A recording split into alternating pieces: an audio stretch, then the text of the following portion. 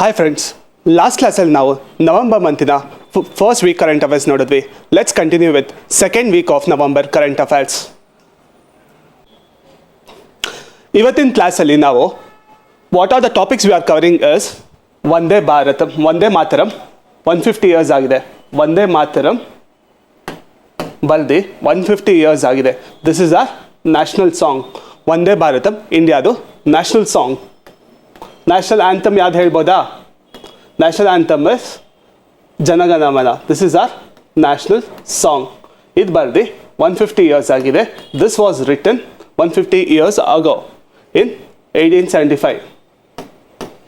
Similarly Amar Sonar ಬಾಂಗ್ಲಾಗಿ 120 years ಆಗಿದೆ. It was done in 1905. 1905 ಏನಕ್ಕೆ ಫೇಮಸ್ ಗೆಸ್ ಮಾಡ್ಬೋದಾ? 1905 was known for which movement? Swadeshi movement, Bengal partition movement ಅಲ್ಲ. Next, Denmark bans social media for children. Recently last year ನೋಡಿದ್ರೆ Australia ಕೂಡ ban ಮಾಡಿತ್ತು social media for children. ಈಗ Denmark ban ಮಾಡಿದೆ. Increasingly around the world countries are now trying to ban social media for children. ಮಕ್ಕಳಿಗೆ ವಯೋಮಿತಿ ಇಡ್ತಿದ್ದಾರೆ for using social media. Functional foods ಅಂದ್ರೇನು, smart proteins ಅಂದ್ರೇನು, ಈ ಕ್ಲಾಸಲ್ಲಿ ನಾವು ನೋಡೋಣ. ನೆಕ್ಸ್ಟ್, ಕ್ರಯೋಸ್ಪಿಯರ್ ಬಗ್ಗೆ ತಿಳ್ಕೊಳ್ಳೋಣ. ಲಿಥೋಸ್ಪಿಯರ್, ಅಟ್ಮಾಸ್ಪಿಯರ್, ಹೈಡ್ರೋಸ್ಪಿಯರ್ ಓದಿರ್ತೀವಿ. ಅದೇ ಥರ ಕ್ರಯೋಸ್ಪಿಯರ್ ಬಗ್ಗೆ ಈ ಕ್ಲಾಸಲ್ಲಿ ತಿಳ್ಕೊಳ್ಳೋಣ. ಮತ್ತು ವಾಲ್ಕ್ಯಾನಿಕ್ ಲೈಟ್ನಿಂಗ್. ನೀವು ಲೈಟ್ನಿಂಗು ಮೋಡಗಳಿಂದ ಬರೋದು ನೋಡಿರ್ತೀರಾ. ವಾಲ್ಕ್ಯಾನೋಯಿಂದ ಬಂದಿರೋ ಮೋಡಗಳು ನೋಡ್ತೀರಾ. ಈ ಕ್ಲಾಸಲ್ಲಿ ನೋಡೋಣ ವಾಲ್ಕ್ಯಾನೋಯಿಂದ ಹೇಗೆ ಲೈಟ್ನಿಂಗ್ ಕ್ರಿಯೇಟ್ ಆಗುತ್ತೆ, ಅದ್ರ ಪ್ರಿನ್ಸಿಪಲ್ಸ್ ನೋಡೋಣ. ದೆನ್ ಲಾಸ್ಟ್ ಮಂತ್ದು ಮೋಸ್ಟ್ ಇಂಪಾರ್ಟೆಂಟ್ ಇಶ್ಯೂ ಅಂದರೆ ಡೆಲ್ಲಿ ಡಾಗ್ ಇಶ್ಯೂ ಅಲ್ಲಿ ಸುಪ್ರೀಂ ಕೋರ್ಟ್ ಏನೇನು ತೀರ್ಪುಗಳು ಕೊಡ್ತು, ಸುಪ್ರೀಂ ಕೋರ್ಟ್ ಜಜ್ಮೆಂಟ್ಸ್ ಬಗ್ಗೆ ನೋಡೋಣ ನಾವು. ನೆಕ್ಸ್ಟ್, ಕುಂಬ್ ಅಂತ ಇದೆ. ಹೊಸ ಮಿನಿಸ್ಟ್ರಿ ಸ್ಟಾರ್ಟ್ ಮಾಡಿದ್ರು, ಮಿನಿಸ್ಟ್ರಿ ಆಫ್ ಕೋಆಪರೇಟಿವ್ಸ್ ಅಂತ. ಕೋಆಪರೇಟಿವ್ಸ್ ಕುಂಬ್ ಏನಕ್ಕೆ ಮಾಡಿದ್ರು, ಹೇಗೆ ಕೋಆಪರೇಟಿವ್ಸ್ನ ಇನ್ನೂ ನೆಕ್ಸ್ಟ್ ಲೆವೆಲ್ ರಿಫಾರ್ಮ್ಸ್ ಮಾಡೋಕ್ಕೆ ಟ್ರೈ ಮಾಡ್ತಾರೆ ನೋಡೋಣ. ಇಂಡಿಯಾ ಭೂತಾನ್ ರಿಲೇಷನ್ಶಿಪ್ಸ್ ನೋಡೋಣ. Kazakhstan ಜಾಯ್ನ್ಸ್ Abraham Accord. ಕಜಕಸ್ತಾನ್ ಎಲ್ಲಿದೆ? Kazakhstan is a part of central Asian countries. Abraham records ಯಾರಿಗೆ ಸಂಬಂಧಪಟ್ಟಿದ್ದು? ಅಬ್ರಹಾಂ ರೆಕಾರ್ಡ್ಸ್ ಇಸ್ರೇಲಿಗೆ ಸಂಬಂಧಪಟ್ಟಿದ್ದು. ಅದ್ರ ಬಗ್ಗೆ ನೋಡೋಣ. Rules for sustainable harvesting of fisheries. Last ಕ್ಲಾಸಲ್ಲಿ ನಾವು ನೋಡಿದ್ವಿ EZ ಅಂದ್ರೇನು, ಇಂಟರ್ನಲ್ ವಾಟರ್ಸ್ ಅಂದ್ರೇನು, ಕಂಟಿಗ್ಯೂಸ್ ಝೋನ್ಸ್ ಅಂದ್ರೇನು, ಹೈ ವಾಟರ್ಸ್, ಹೈ ಸೀಸ್ ಅಂದ್ರೇನು, ಅದೆಲ್ಲ ನೋಡಿದ್ವಿ. ಅದೇ ಥರ ಹೊಸ ರೂಲ್ಸ್ ಬಂದಿದೆ RBI ಸೂಪರ್ವಿಷನ್ ಇದರಲ್ಲಿ. Will see that further. India skills report ಇದೆ, ಮತ್ತು ವಲ್ಚರ್ ಸರ್ವೆ ಇದೆ. Different types of vultures which are found in India. ಯಾವ್ದು ಹೇಳ್ಬೋದಾ? IUCN ಸ್ಟೇಟಸ್ ಹೇಳ್ಬೋದಾ? ರೆಡ್ ಬಿಲ್ ವಲ್ಚರ್ ಅಂದರೆ ವೈಟ್ ಬಿಲ್ ಅದೆಲ್ಲ. ಗೋಗಾ ಬಿಲ್ ಎಲ್ಲಿದೆ ಗೆಸ್ ಮಾಡ್ಬೋದಾ? ಯಾವ ಸ್ಟೇಟಲ್ಲಿದೆ ಗೋಗಾ ಬಿಲ್ ಅಂತ? Then phasing out of mercury dental. ಚಿಕ್ಕ ವಯಸ್ಸಲ್ಲಿ ನಮ್ಗೆ ಹಲ್ಗೆ ಉಳ್ಕಲ್ಲಾದಾಗ ನಾವು ಫಿಲ್ಲಿಂಗ್ಸ್ ಹಾಕಿರ್ತೀವಲ್ಲ, ಸಿಮೆಂಟ್ ಅಂತ ಹಾಕಿರ್ತೀವಲ್ಲ, ಅದು ಏನಾಗ್ತಿದೆ ಅಂದರೆ ಬೈ 2034 ಫೇಸ್ ಔಟ್ ಮಾಡೋಣ ಅಂತ ಹೇಳಿದ್ದಾರೆ. ಅದ್ರ ಬಗ್ಗೆ ತಿಳ್ಕೊಳ್ಳೋಣ. Climate risk index, Kanchenjunga national park ಬಗ್ಗೆ ತಿಳ್ಕೊಳ್ಳೋಣ. ಯಾವ ಸ್ಟೇಟಲ್ಲಿದೆ Kanchenjunga national park? Kanchenjunga national park is in Sikkim. ಅದ್ರ ಬಗ್ಗೆ ತಿಳ್ಕೊಳ್ಳೋಣ ಈ ಕ್ಲಾಸಲ್ಲಿ. ಮತ್ತು ಆದಿತ್ಯ L1 ಮತ್ತು QKD ಕ್ವಾಂಟಮ್ ಕೀ ಡಿಸ್ಟ್ರಿಬ್ಯೂಷನ್, ಅದ್ರ ಬಗ್ಗೆ ತಿಳ್ಕೊಳ್ಳೋಣ ಈ ಕ್ಲಾಸಲ್ಲಿ. ಮೊದಲಿಗೆ ವಂದೇ ಮಾತರಂ ಬರ್ದು 150 ಇಯರ್ಸ್ ಆಗಿತ್ತು. ವಂದೇ ಮಾತರಂ ಬರ್ದಿದ್ದು ಯಾರು ಅಂತ ಗೆಸ್ ಮಾಡ್ಬೋದಾ? ವಂದೇ ಮಾತರಂ ಬರ್ದಿದ್ದು ಬಂಕಿಮ್ ಚಂದ್ರ ಚಾಟರ್ಜಿನ, ಬಂಕಿಮ್ ಚಂದ್ರ ಚಟ್ಟೋಪಾಧ್ಯಾಯ. ಈ ಕನ್ಫ್ಯೂಷನ್ ಸ್ಟೂಡೆಂಟ್ಸ್ ಮೈಂಡಲ್ಲಿ ಯಾವಾಗಲೂ ಇರುತ್ತೆ ಅಲ್ಲ. ವಂದೇ ಮಾತರಂ ಯಾವಾಗ ಬರೆದಿದ್ದು? It was written 150 years ago. So recently prime minister ಏನಂತ ಹೇಳಿದ್ದಾರೆ? We will have a year round celebration with respect to this ಅಂತ ಹೇಳಿದ್ದಾರೆ. ವರ್ಷ ಪೂರ್ತಿ ಇದನ್ನು ನಾವು ಸೆಲೆಬ್ರೇಟ್ ಮಾಡೋಣ ಅಂತ ಹೇಳಿದ್ದಾರೆ. ಮತ್ತು ವಂದೇ ಮಾತರಂ 1875 ಬರೆದಿದ್ರು. Recently PM has marked 150 years with a year-long celebration of this. ಮತ್ತೆ ವಂದೇ ಮಾತರಂ ಮತ್ತು ಜನಗಣಮನ ಎರಡೂ ಇದೆಯಲ್ಲ, ಒಂದು ನ್ಯಾಷನಲ್ ಆ್ಯಂಥಮು, ಇನ್ನೊಂದು national song. Do you think both have equal status? All Jana Gana Mana is like upper status ಇದೆ ಅಂತ? No, both have equal status in India. Vande Mataram ಮತ್ತು ಜನಗಣಮನ ಎರಡಕ್ಕೂ ಕೂಡ ಈಕ್ವಲ್ ಸ್ಟೇಟಸ್ ಇದೆ ಇಂಡಿಯಾದೊಳಗಡೆ. ಯಾವ ಲ್ಯಾಂಗ್ವೇಜಲ್ಲಿ ಬರೆದಿದ್ರು ಗೆಸ್ ಮಾಡ್ಬೋದಾ? Vande Mataram was written in Sanskrit ಬೆಂಗಾಲಿನ, or was it written in a Sanskritised Bengali form? ಇದು ನೆನ್ಪಿಟ್ಕೋಬೇಕು, ಸಂಸ್ಕೃತೈಸ್ಡ್ ಬೆಂಗಾಲಿ ಫಾರ್ಮ್. ವಂದೇ ಮಾತರಂ ಆಗಿ 150 ಇಯರ್ಸ್ ಆಗಿದೆ. ನೆಕ್ಸ್ಟ್, ಈಕ್ವಲ್ ಸ್ಟೇಟಸ್ ಇದೆ. ನೆಕ್ಸ್ಟ್, ಸಂಸ್ಕೃತೈಸ್ಡ್ ಬೆಂಗಾಲಿಯಲ್ಲಿ ಬರೆದಿದ್ದಾರೆ. ನೆಕ್ಸ್ಟ್, ಇದು ಭಕ್ತಿ ಮತ್ತು ದೇಶಭಕ್ತಿ ಎರಡೂ ಕೂಡ ತೋರಿಸುತ್ತೆ. ಭಕ್ತಿ, ದೇಶಭಕ್ತಿ ಎರಡರ ಸಮ್ಮಿಲನ. ದ ಫಸ್ಟ್ ಪಬ್ಲಿಕೇಶನ್ ಬಂದಿದ್ದು ಜರ್ನಲ್. ಈ ಜರ್ನಲ್ ಇಂಪಾರ್ಟೆಂಟ್, ಎಕ್ಸಾಮಲ್ಲಿ ಕೇಳ್ಬೋದು. ಬಂಗ ದರ್ಶನ ಅಂತ ಇದೆ. ವಂದೇ ಮಾತರಂ ಫಸ್ಟ್ ಎಲ್ಲಿ ಬಂತು? ವಂದೇ ಮಾತರಂ ಬಂದಿದ್ದು ಬಂಗ ದರ್ಶನ ಅನ್ನೋ ಜರ್ನಲಲ್ಲಿ. ಐ ರಿಪೀಟ್, ಬಂಗ ದರ್ಶನ ಅನ್ನೋ ಜರ್ನಲಲ್ಲಿ. ಯಾವಾಗ? 7th November 1875 ಇದು ಬಂತು. 7th November 1875 ಇದು ಬಂತು. Later it again featured in Bankim's novel Anand Math. Anand Math speciality ಹೇಳ್ಬೋದಾ? What is Anand Math related? The novel of Anand Math ಎಂತ್ರ ಬಗ್ಗೆ ಬರೆದಿದ್ರು ಅಂತ 1780s ಒಂದು ಫಕೀರ್ ರೆಬೆಲಿಯನ್ ಅಥವಾ ಸನ್ಯಾಸಿ ರೆಬೆಲಿಯನ್ ಅಂತ ನಡೀತಲ್ಲ. ಏನಕ್ಕಾಯಿತು? ಯಾಕೆ ಸನ್ಯಾಸಿಗಳು ಫಕೀರ್ ಎಲ್ಲರೂ ರೆಬೆಲ್ ಆದರು? ಹಿಂದೂ ಮುಸ್ಲಿಂ ಯೂನಿಟಿ ತೋರಿಸಿದಂತಹ ರೆಬೆಲಿಯನ್ ಅದು. ಆ ಟೈಮಲ್ಲಿ 1/3 ಆಫ್ ಬೆಂಗಾಲ್ ಪಾಪ್ಯುಲೇಷನ್ ವೈಪೌಟ್ ಆಯಿತು. 1/3 ಆಫ್ ಬೆಂಗಾಲ್ ಪಾಪ್ಯುಲೇಷನ್ ಫೆಮೈನ್ ಬಂದು ಸಾವನ್ನಪ್ಪಲು ಕಾರಣ ಆಗಿತ್ತು. ಇಂಥ ಸಿಚುವೇಶನ್ ಈ ಬುಕ್ಕಲ್ಲಿ ನರೇಟ್ ಆಗಿದೆ. ಆನಂದ್ ಮಠಲ್ಲಿ ಎಂತ್ರ ಬಗ್ಗೆ ಬರೆದಿದ್ದಾರೆ? ಸನ್ಯಾಸಿ ರಿವೋಲ್ಟ್ ಅಥವಾ ಫಕೀರ್ ರೆಬೆಲಿಯನ್ ಬಗ್ಗೆ ಬರೆದಿದ್ದಾರೆ.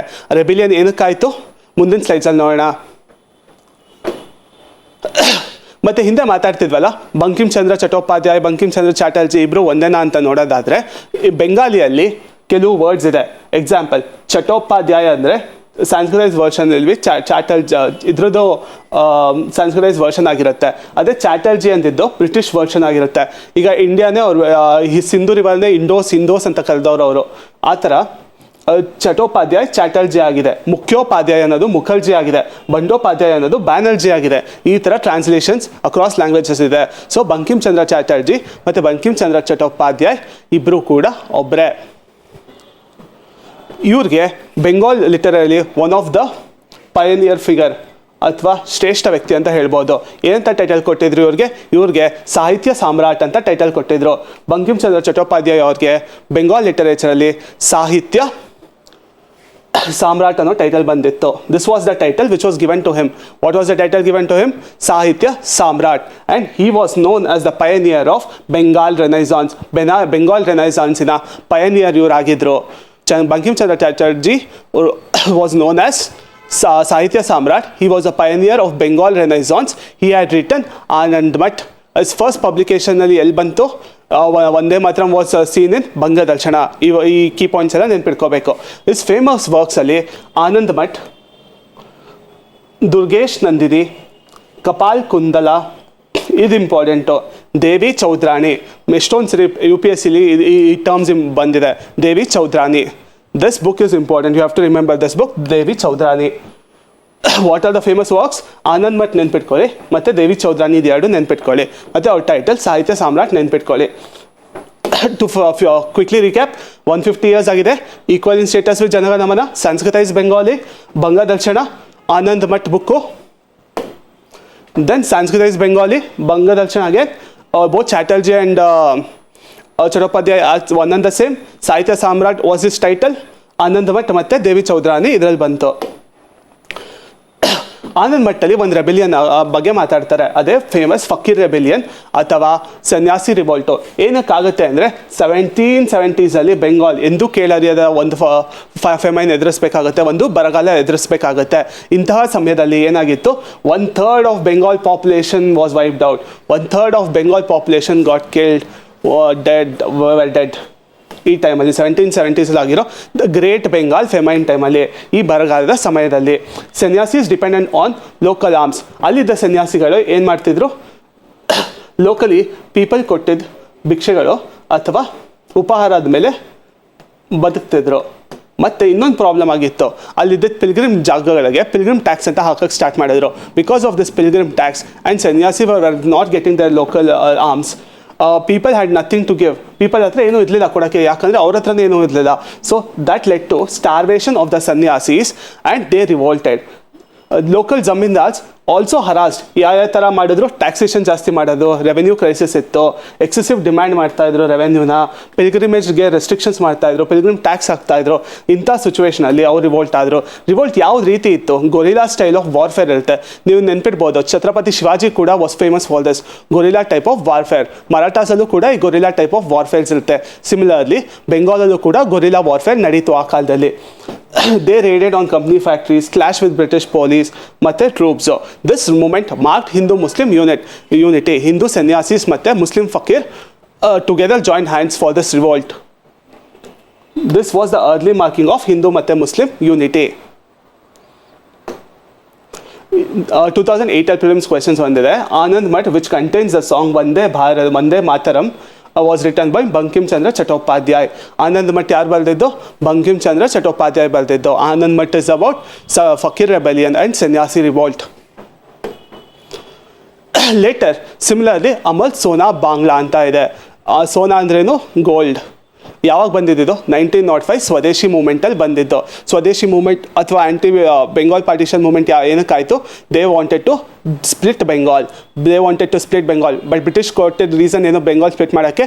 ದೇ ಟೋಲ್ಡ್ ಅಡ್ಮಿನಿಸ್ಟ್ರೇಟಿವ್ ರೀಸನ್ಸ್ಗೆ. Bengal has become too big to administer.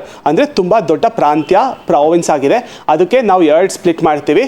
ಒಂದು Dhaka is headquarters, other Kolkata is headquarters. It's split ಮಾಡ್ತೀವಿ. But the real reason was, what was? Indian freedom struggle na divide and rule ಮಾಡ್ತಾ ಇದ್ರು. ಅಲ್ಲಿ it was split on the basis of religion, Hindu majority and Muslim majority. It was split on the basis of religion, Hindu majority and Muslim majority. And also it was split on the basis of language. It was split on the basis of language also, Bengali language and Urdu speaking languages. So 1905 split ಆಯಿತು. ಈ ಟೈಮಲ್ಲಿ people wanted to unite, our freedom fighters wanted to unite India. Bengal ಬಗ್ಗೆ ಬರೆದ್ರು. ಆ ಟೈಮಲ್ಲಿ ಬರೆದಿದ್ದ ಇದು ಅಮಲ್ ಸೋನಾ ಬಾಂಗ್ಲಾ ಅಂತ. ಬೆಂಗಾಲ್ನಿ ಅಂತ ಕರೀತಾರೆ, ಬಾಂಗ್ಲಾ ಅಂತ ಆ ಪ್ರಾಂತ್ಯನ ಕರೀತಿದ್ರು. ಸೊ ಅದಾಗಿ 120 ಇಯರ್ಸ್ ಆಯಿತು. ಸೊ ಇಟ್ ಹ್ಯಾಪೆಂಡ್ ಇನ್ 1905. ಈ ಟೈಮಲ್ಲಿ ಬರೆದಿದ್ದು. ಸೊ ಲೇಟರ್ ಏನಾಯಿತು ಅಂದರೆ, ಬಾಂಗ್ಲಾದೇಶ್ಗೆ ಲಿಬರೇಷನ್ ಆಗಿ ಕಂಪ್ಲೀಟ್ ಇಂಡಿಪೆಂಡೆನ್ಸ್ ಸಿಕ್ಕಿದಾಗ ಅವ್ರು ಈ ಸಾಂಗ್ನ ನ್ಯಾಷನಲ್ ಆ್ಯಂಥಮ್ ಆಗಿ ತೊಗೊಂಡ್ರು. This song is the national anthem of Bengal. 1971. Can you guys tell me who was the Prime Minister of India when 1971 Bangla got independence? It was Indira Gandhi who was the Prime Minister of India, who played key role in this liberation of Bangladesh. Again, this song was the celebration towards motherland. ಇದು ತಾಯ್ನಾಡಿನ ಬಗ್ಗೆ ಬರೆದಿರುವ anthem song ಇದು. ಅಮಲ್ ಸೋನಾ ಬಾಂಗ್ಲಾ. ಬರೆದಿದ್ದು ಯಾರು? Ravindranath ಟಗೋರ್. This was written by Rabindranath Tagore as a response to Bengal's partition. Later ನೀವು ನೋಡ್ಬೋದು, moderates ಮತ್ತು extremist ಮಧ್ಯೆ ಕೂಡ ಒಂದು ಸ್ಪ್ಲಿಟ್ ಆಗುತ್ತೆ. ಆ ಸ್ಪ್ಲಿಟ್ಟಲ್ಲಿ moderates wanted the movement to be within Bengal, but extremist ಈ ಮೂವ್ಮೆಂಟ್ನ ಬೆಂಗಾಲ್ ಹೊರಗಡೆ all India revolt, all India movement ಅಥವಾ ಪ್ಯಾನ್ ಇಂಡಿಯಾ ಮೂವ್ಮೆಂಟ್ ಮಾಡೋಣ ಅಂತ ಹೇಳಿದ್ರು. So for presidency of the Congress sessions also there was a revolt. Finally this led to the Congress split of 1907. ಈ ಟೈಮಲ್ಲಿ ಬರೆದಿರೋದು Amal Sonar Bangla. Quite recently ಏನಾಗ್ತಿದೆ ಅಂದರೆ, more and more countries children ಮತ್ತು social media ಹೆಂಗೆ engage ಆಗಬೇಕು ಅನ್ನೋದ್ರ ಬಗ್ಗೆ ಡಿಬೇಟ್ ಮಾಡ್ತಾ ಇದ್ದಾರೆ.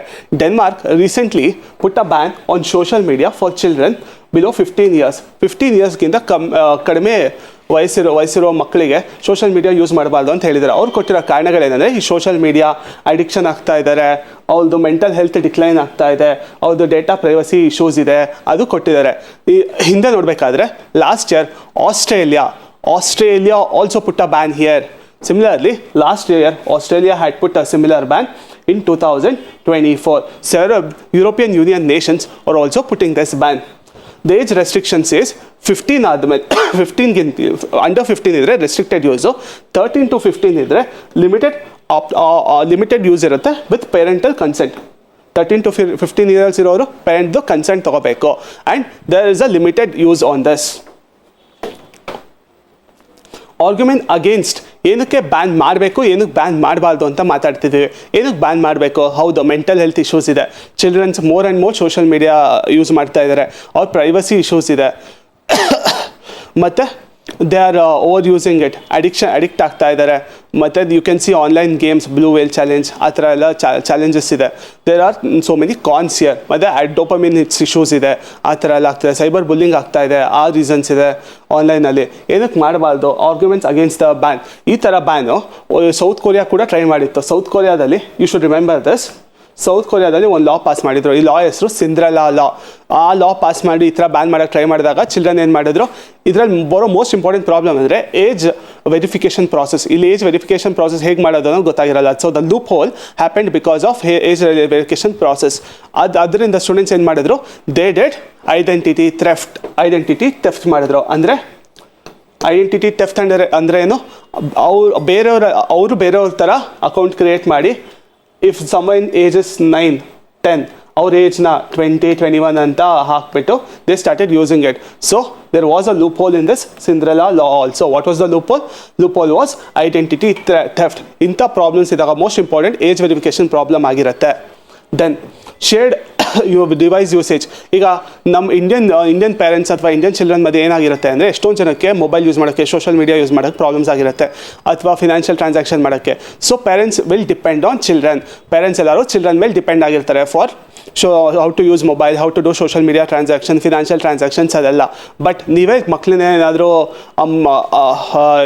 ಡಿಜಿಟಲಿ ಸ್ಮಾರ್ಟ್ ಮಾಡ್ತಿಲ್ಲ ಅಂದರೆ, ಅವ್ರ ಪ್ರೋಗ್ರೆಸ್ನ ಹಿಂಡರ್ ಮಾಡ್ತಿದ್ರೆ, that will again be a challenge ಅನ್ನೋದು ಒನ್ ಡೈಮೆನ್ಷನ್ ಇದೆ. You can write this in mains answer ರೈಟಿಂಗಲ್ಲಿ ಇದೆಲ್ಲ ಬರಿಬೋದು. Share device usage. ಇಂಡಿಯಾದಲ್ಲಿ ಏನಿದೆ, ಲೋ ಲಿಟ್ರಸಿ ಇದೆ, ಇನ್ಫ್ಯಾಕ್ಟ್ ಲೋ ಡಿಜಿಟಲ್ ಲಿಟ್ರಸಿ ಕೂಡ ಇದೆ.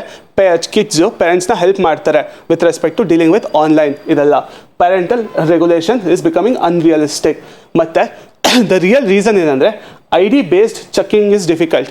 ಆಧಾರ್ನ ಲಿಂಕ್ ಮಾಡೋಕ್ಕೆ ಹೇಳೋಕ್ಕಾಗತ್ತೆ ನಾವು, ಆಧಾರ್ ಲಿಂಕ್ ಮಾಡಿಬಿಟ್ಟು ಅಕೌಂಟ್ ಮಾಡೋಕ್ಕಾಗಿ ಅಂತ. ಇಫ್ ವಿ ಡೂ ದ್ಯಾಟ್, ಅದು ಪ್ರೈವಸಿ ಇಶ್ಯೂಸ್ ಗೊತ್ತಾಗುತ್ತೆ.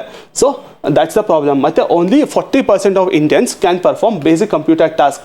ಸೊ ನಮಗೆ ಲಿಟ್ರಸಿ ಪ್ರಾಬ್ಲಮ್ ಇದೆ, ಡಿಜಿಟಲ್ ಲಿಟ್ರಸಿ ಪ್ರಾಬ್ಲಮ್ ಇದೆ, ಫಿನಾನ್ಷಿಯಲ್ ಲಿಟ್ರಸಿ ಪ್ರಾಬ್ಲಮ್ಸ್ ಇದೆ, ನ್ಯೂಮರಿಕಲ್ ಲಿಟ್ರಸಿ ಪ್ರಾಬ್ಲಮ್ಸ್ ಇದೆ. Negative of positive use. Social ಮೀಡಿಯಾದಿಂದ ಒಳ್ಳೊಳ್ಳೆ ಕೆಲಸಗಳು ಕೂಡ ಆಗ್ತಾ ಇದೆ. ಎಕ್ಸಾಂಪಲ್, ಕ್ರಿಟಿಕಲ್ ಥಿಂಕಿಂಗ್, ಯೋಚನೆ ಶಕ್ತಿ ಇಂಪ್ರೂವ್ ಮಾಡ್ಬೋದು, ವಿವೇಚನೆ ಇಂಪ್ರೂವ್ ಮಾಡ್ಬೋದು, ಮತ್ತು ಜಾಗತಿಕವಾಗಿ ಮಾತುಕತೆ ಜಾಸ್ತಿ ಆಗುತ್ತೆ. ಜಗತ್ತಿನ ವಿಷಯಗಳ ಬಗ್ಗೆ ತಿಳ್ಕೊಳ್ಳೋ ಒಂದು ಜಾಗವಾಗಿದೆ ಸೋಷಿಯಲ್ ಮೀಡಿಯಾ. ಅದನ್ನು ಕಂಪ್ಲೀಟ್ ಬ್ಯಾನ್ ಮಾಡೋದ್ರಿಂದ, ಮಕ್ಕಳನ್ನ ಅದರಿಂದ ದೂರ ಇಡೋದ್ರಿಂದ ನಾವು ನಾರ್ತ್ ಕೊರಿಯಾ ಅಂತ ಕಂಟ್ರಿ ಕಡೆ ಹೋಗ್ತಿದ್ದೀವಿ ಅನ್ನೋ ಪ್ರಶ್ನೆ ನಮ್ಮಲ್ಲಿ ಮೂಡುತ್ತೆ. ಮತ್ತು ಕಮ್ಯುನಿಟಿ ಬಿಲ್ಡಿಂಗ್ ಆಗಿರುತ್ತೆ. ಎಕ್ಸಾಂಪಲ್ ನೋಡಿದ್ರೆ, ಗ್ರೇಟಾ ಟನ್ಬರ್ಗ್ ಅವರು ಕ್ಲೈಮೇಟ್ ಆ್ಯಕ್ಟಿವಿಸಮ್ನ ಸೋಷಿಯಲ್ ಮೀಡಿಯಾ ರೈಟ್ ಯೂಸ್ ಮಾಡಿದ್ರು. ಇಂತಹ ಆ್ಯಕ್ಟಿವಿಸಮ್ ಕಮ್ಮಿ ಆಗೋಗುತ್ತೆ. ಲರ್ನಿಂಗ್ ಮತ್ತು ಎಕ್ಸ್ಪೋಜರ್ ಬೆನಿಫಿಟ್ಸ್ ಇದೆ, ಕ್ರಿಯೇಟಿವಿಟಿ ಜಾಸ್ತಿ ಆಗುತ್ತೆ, ಸೋಷಿಯಲ್ ಇಂಟ್ರಾಕ್ಷನ್ಸ್ ಜಾಸ್ತಿ ಆಗೋಗುತ್ತೆ, ಮತ್ತು ಹೊಸ ಐಡಿಯಾಗೆ ದಾರಿ ಮಾಡಿಕೊಟ್ಟಂಗೆ ಆಗುತ್ತೆ. ಸೊ ಬ್ಯಾನ್ ಮಾಡೋದ್ರಿಂದ ಇದು ಪ್ರಾಬ್ಲಮ್ಸ್ ಇದೆ ಅಂತ ಹೇಳ್ತಾರೆ. But what can we do ಅಂದರೆ, UK ಅವರು ಒಂದು ಕೋಡ್ 2020 ಅಂತ ಮಾಡಿದರು. So they focused on limited use. They focused on changing digital settings. Example, Amazon ಅಥವಾ ಅಮೆಝಾನ್ ಪ್ರೈಮ್ ಯಾವ್ದಾರು ಓಪನ್ ಮಾಡಿದರೆ, for kids, for parents, for 18+ ಅಂತ ಡಿಫ್ರೆಂಟ್ ಸೆಕ್ಷನ್ಸ್ ಇರುತ್ತೆ. ಅಂತಹ ಡಿಫಾಲ್ಟ್ ಚೇಂಜಸ್ ನೀವು ತರ್ಬೋದು ಅಂತ ಸಜೆಸ್ಟ್ ಮಾಡಿದ್ದಾರೆ. UK ಅವರು ಇದು ಮೇನ್ಸ್ ಆನ್ಸರ್ಸಲ್ಲಿ ಬರೀಬೋದು. UK ಅವರು ಕೋಡ್ 2020 ಅಂತ ಕೋಡ್ ಮಾಡಿದ್ದಾರೆ. Here default privacy settings change ಮಾಡ್ಕೋಬೋದು.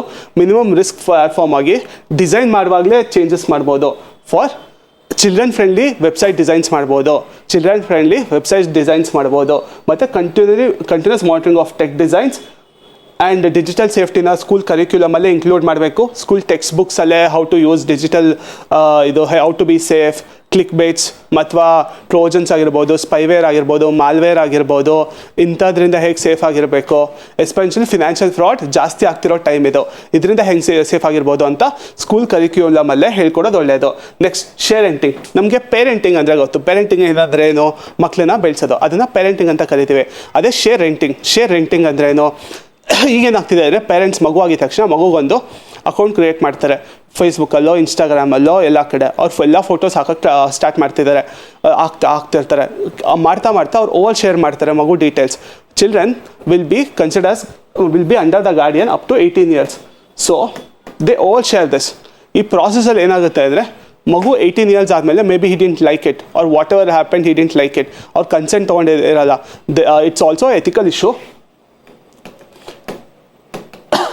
And oversharing of data online is not a good thing.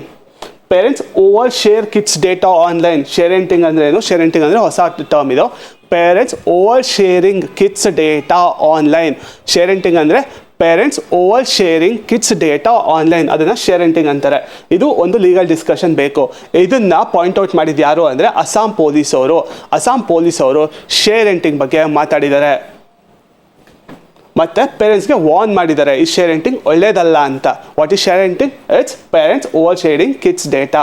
Parents should act as role models. ಪೇರೆಂಟ್ಸೇ ಯಾವಾಗಲೂ ಮೊಬೈಲ್ ಯೂಸ್ ಮಾಡ್ತಿದ್ರೆ ಮಗು ಯೂಸ್ ಮಾಡುತ್ತೆ. ಅದಕ್ಕೆ parents should act as role model in this case. Evidence base policy making ಬೇಕು, ಒಂದು realistic policy ಬೇಕು instead of complete ban ಅಂತ ನಾವು ಅಂದ್ಕೊಂಡಿದ್ದೀವಿ. ಈ ಎರಡು ಫೋಟೋನಲ್ಲಿ ಏನು ಕಾಣಿಸುತ್ತೆ, ಒಂದು ಮಾಲ್ ನ್ಯೂಟ್ರಿಷನ್, ಇನ್ನೊಂದು overnutrition. India is fighting double burden. ಇಂಡಿಯಾದಲ್ಲಿ ಏನಾಗ್ತಿದೆ ಅಂದರೆ ಕೆಲವರು ಅಂಡರ್ ನರಿಷ್ಟಿದ್ದಾರೆ. ಇಂಡಿಯಾದಲ್ಲಿ ಏನಿದ್ದಾರೆ ಅಂದರೆ ಕೆಲವು ಪೀಪಲು ಅಂಡರ್ ನರಿಶ್ ಇದ್ದಾರೆ, ಇನ್ನೂ ಕೆಲವು ಪೀಪಲು ಹೈಲಿ ಒಬೀಸ್ ಇದ್ದಾರೆ. ಹೈಲಿ ಒಬೀಸ್ ಇರೋದ ಕಾರಣದಿಂದ ಏನೇನು ಪ್ರಾಬ್ಲಮ್ಸ್ ಆಗುತ್ತೆ, rising cardiovascular diseases, rising diabetes, lifestyle diseases ಇದೆಲ್ಲ ಜಾಸ್ತಿ ಆಗ್ತಾ ಇದೆ. ಅಂಡರ್ ನ್ಯೂಟ್ರಿಷನ್ ಇರೋದ್ರಿಂದ 57% ಆಫ್ ಇಂಡಿಯನ್ ವಿಮೆನ್ ಅನಿಮಿಕ್ ಅಂತ ಹೇಳ್ತಾರೆ. 57% of India's women are anaemic. ಅಷ್ಟು ಮಾಲ್ ನ್ಯೂಟ್ರಿಷನ್ ಇದೆ, ಅಂಡರ್ ಗ್ರೋತ್ ಇದೆ, ಚೈಲ್ಡ್ ಸ್ಟಂಟಿಂಗ್ ಇದೆ ಇಂಡಿಯಾದಲ್ಲಿ, ಚೈಲ್ಡ್ ಸ್ಟಂಟಿಂಗ್ ಇದೆ ಇಂಡಿಯಾದಲ್ಲಿ, ಚೈಲ್ಡ್ ವೇಸ್ಟಿಂಗ್ ಇದೆ. All these things happen in India. So India is facing double burden. ಮೊದಲನೇ ಬರ್ಡನ್ ಯಾವುದು? The burden of mall nutrition. Malnutrition is undernutrition, micronutrient deficiency. Vitamin A, vitamin B, vitamin C, vitamin D ಎಲ್ಲ ನೋಡ್ತೀವಲ್ಲ, vitamin C is curry, vitamin B berry berry, night blindness, vitamin D ಅದೆಲ್ಲ ನೋಡ್ತೀವಲ್ಲ. Lifestyle diseases, ಲೈಫ್ ಸ್ಟೈಲಿಂದ ನಮ್ಮ ಜೀವನ ಪದ್ಧತಿಯಿಂದ ಯಾವ disease ಆಗ್ತಿದೆ, ಡಯಾಬಿಟೀಸ್ ಆಗ್ತಿದೆ, ಕಾರ್ಡಿಯೋವಾಸ್ಕ್ಯುಲರ್ ಡಿಸೀಸಸ್ ಆಗ್ತಿದೆ, ಕಾರ್ಡಿಯಾಕ್ ಅರೆಸ್ಟ್ಗಳ ಅರೆಸ್ಟ್ ಆಗ್ತಿದೆ, ಒಬೆಸಿಟಿ ಆಗ್ತಿದೆ, ಕೊಲೆಸ್ಟ್ರಾಲ್ಸ್ ಜಾಸ್ತಿ ಆಗ್ತಿದೆ. These are all lifestyle diseases. Then what are functional food? ಇಂತಹ ಸಮಯದಲ್ಲಿ ನ್ಯೂ 2 ಟರ್ಮ್ಸ್ ಆಫ್ ಕಮ್. ಒಂದು ಫಂಕ್ಷನಲ್ ಫುಡ್ ಅಂತ, ಇನ್ನೊಂದು ಸ್ಮಾರ್ಟ್ ಪ್ರೋಟೀನ್ಸ್ ಅಂತ. ಫಂಕ್ಷನಲ್ ಫುಡ್ ಅಂದರೆ ಏನು? Let's understand what is functional food. Functional foods are conventional foods which are enriched. ಈ terms important. Enriched, fortify. Food fortification ಬಗ್ಗೆ ನೋಡಿರ್ತೀರಾ, ಫುಡ್ ಫೋರ್ಟಿಫಿಕೇಶನ್ ಅಂದರೆ ಏನು ಅಂತ. These are enriched, these are fortified, enhanced to provide additional health benefits. ಈ functional food function ಏನು? Additional health benefit ಕೊಡೋದು. ಇದ್ರ ಊಟ ಮಾಡೋದ್ರಿಂದ there are other benefits which are beyond basic nutrition. Example, vitamin enrich rice. Golden rice ಯಾವ vitamin enrich ಆಗಿದೆ guess ಮಾಡ್ಬೋದಾ?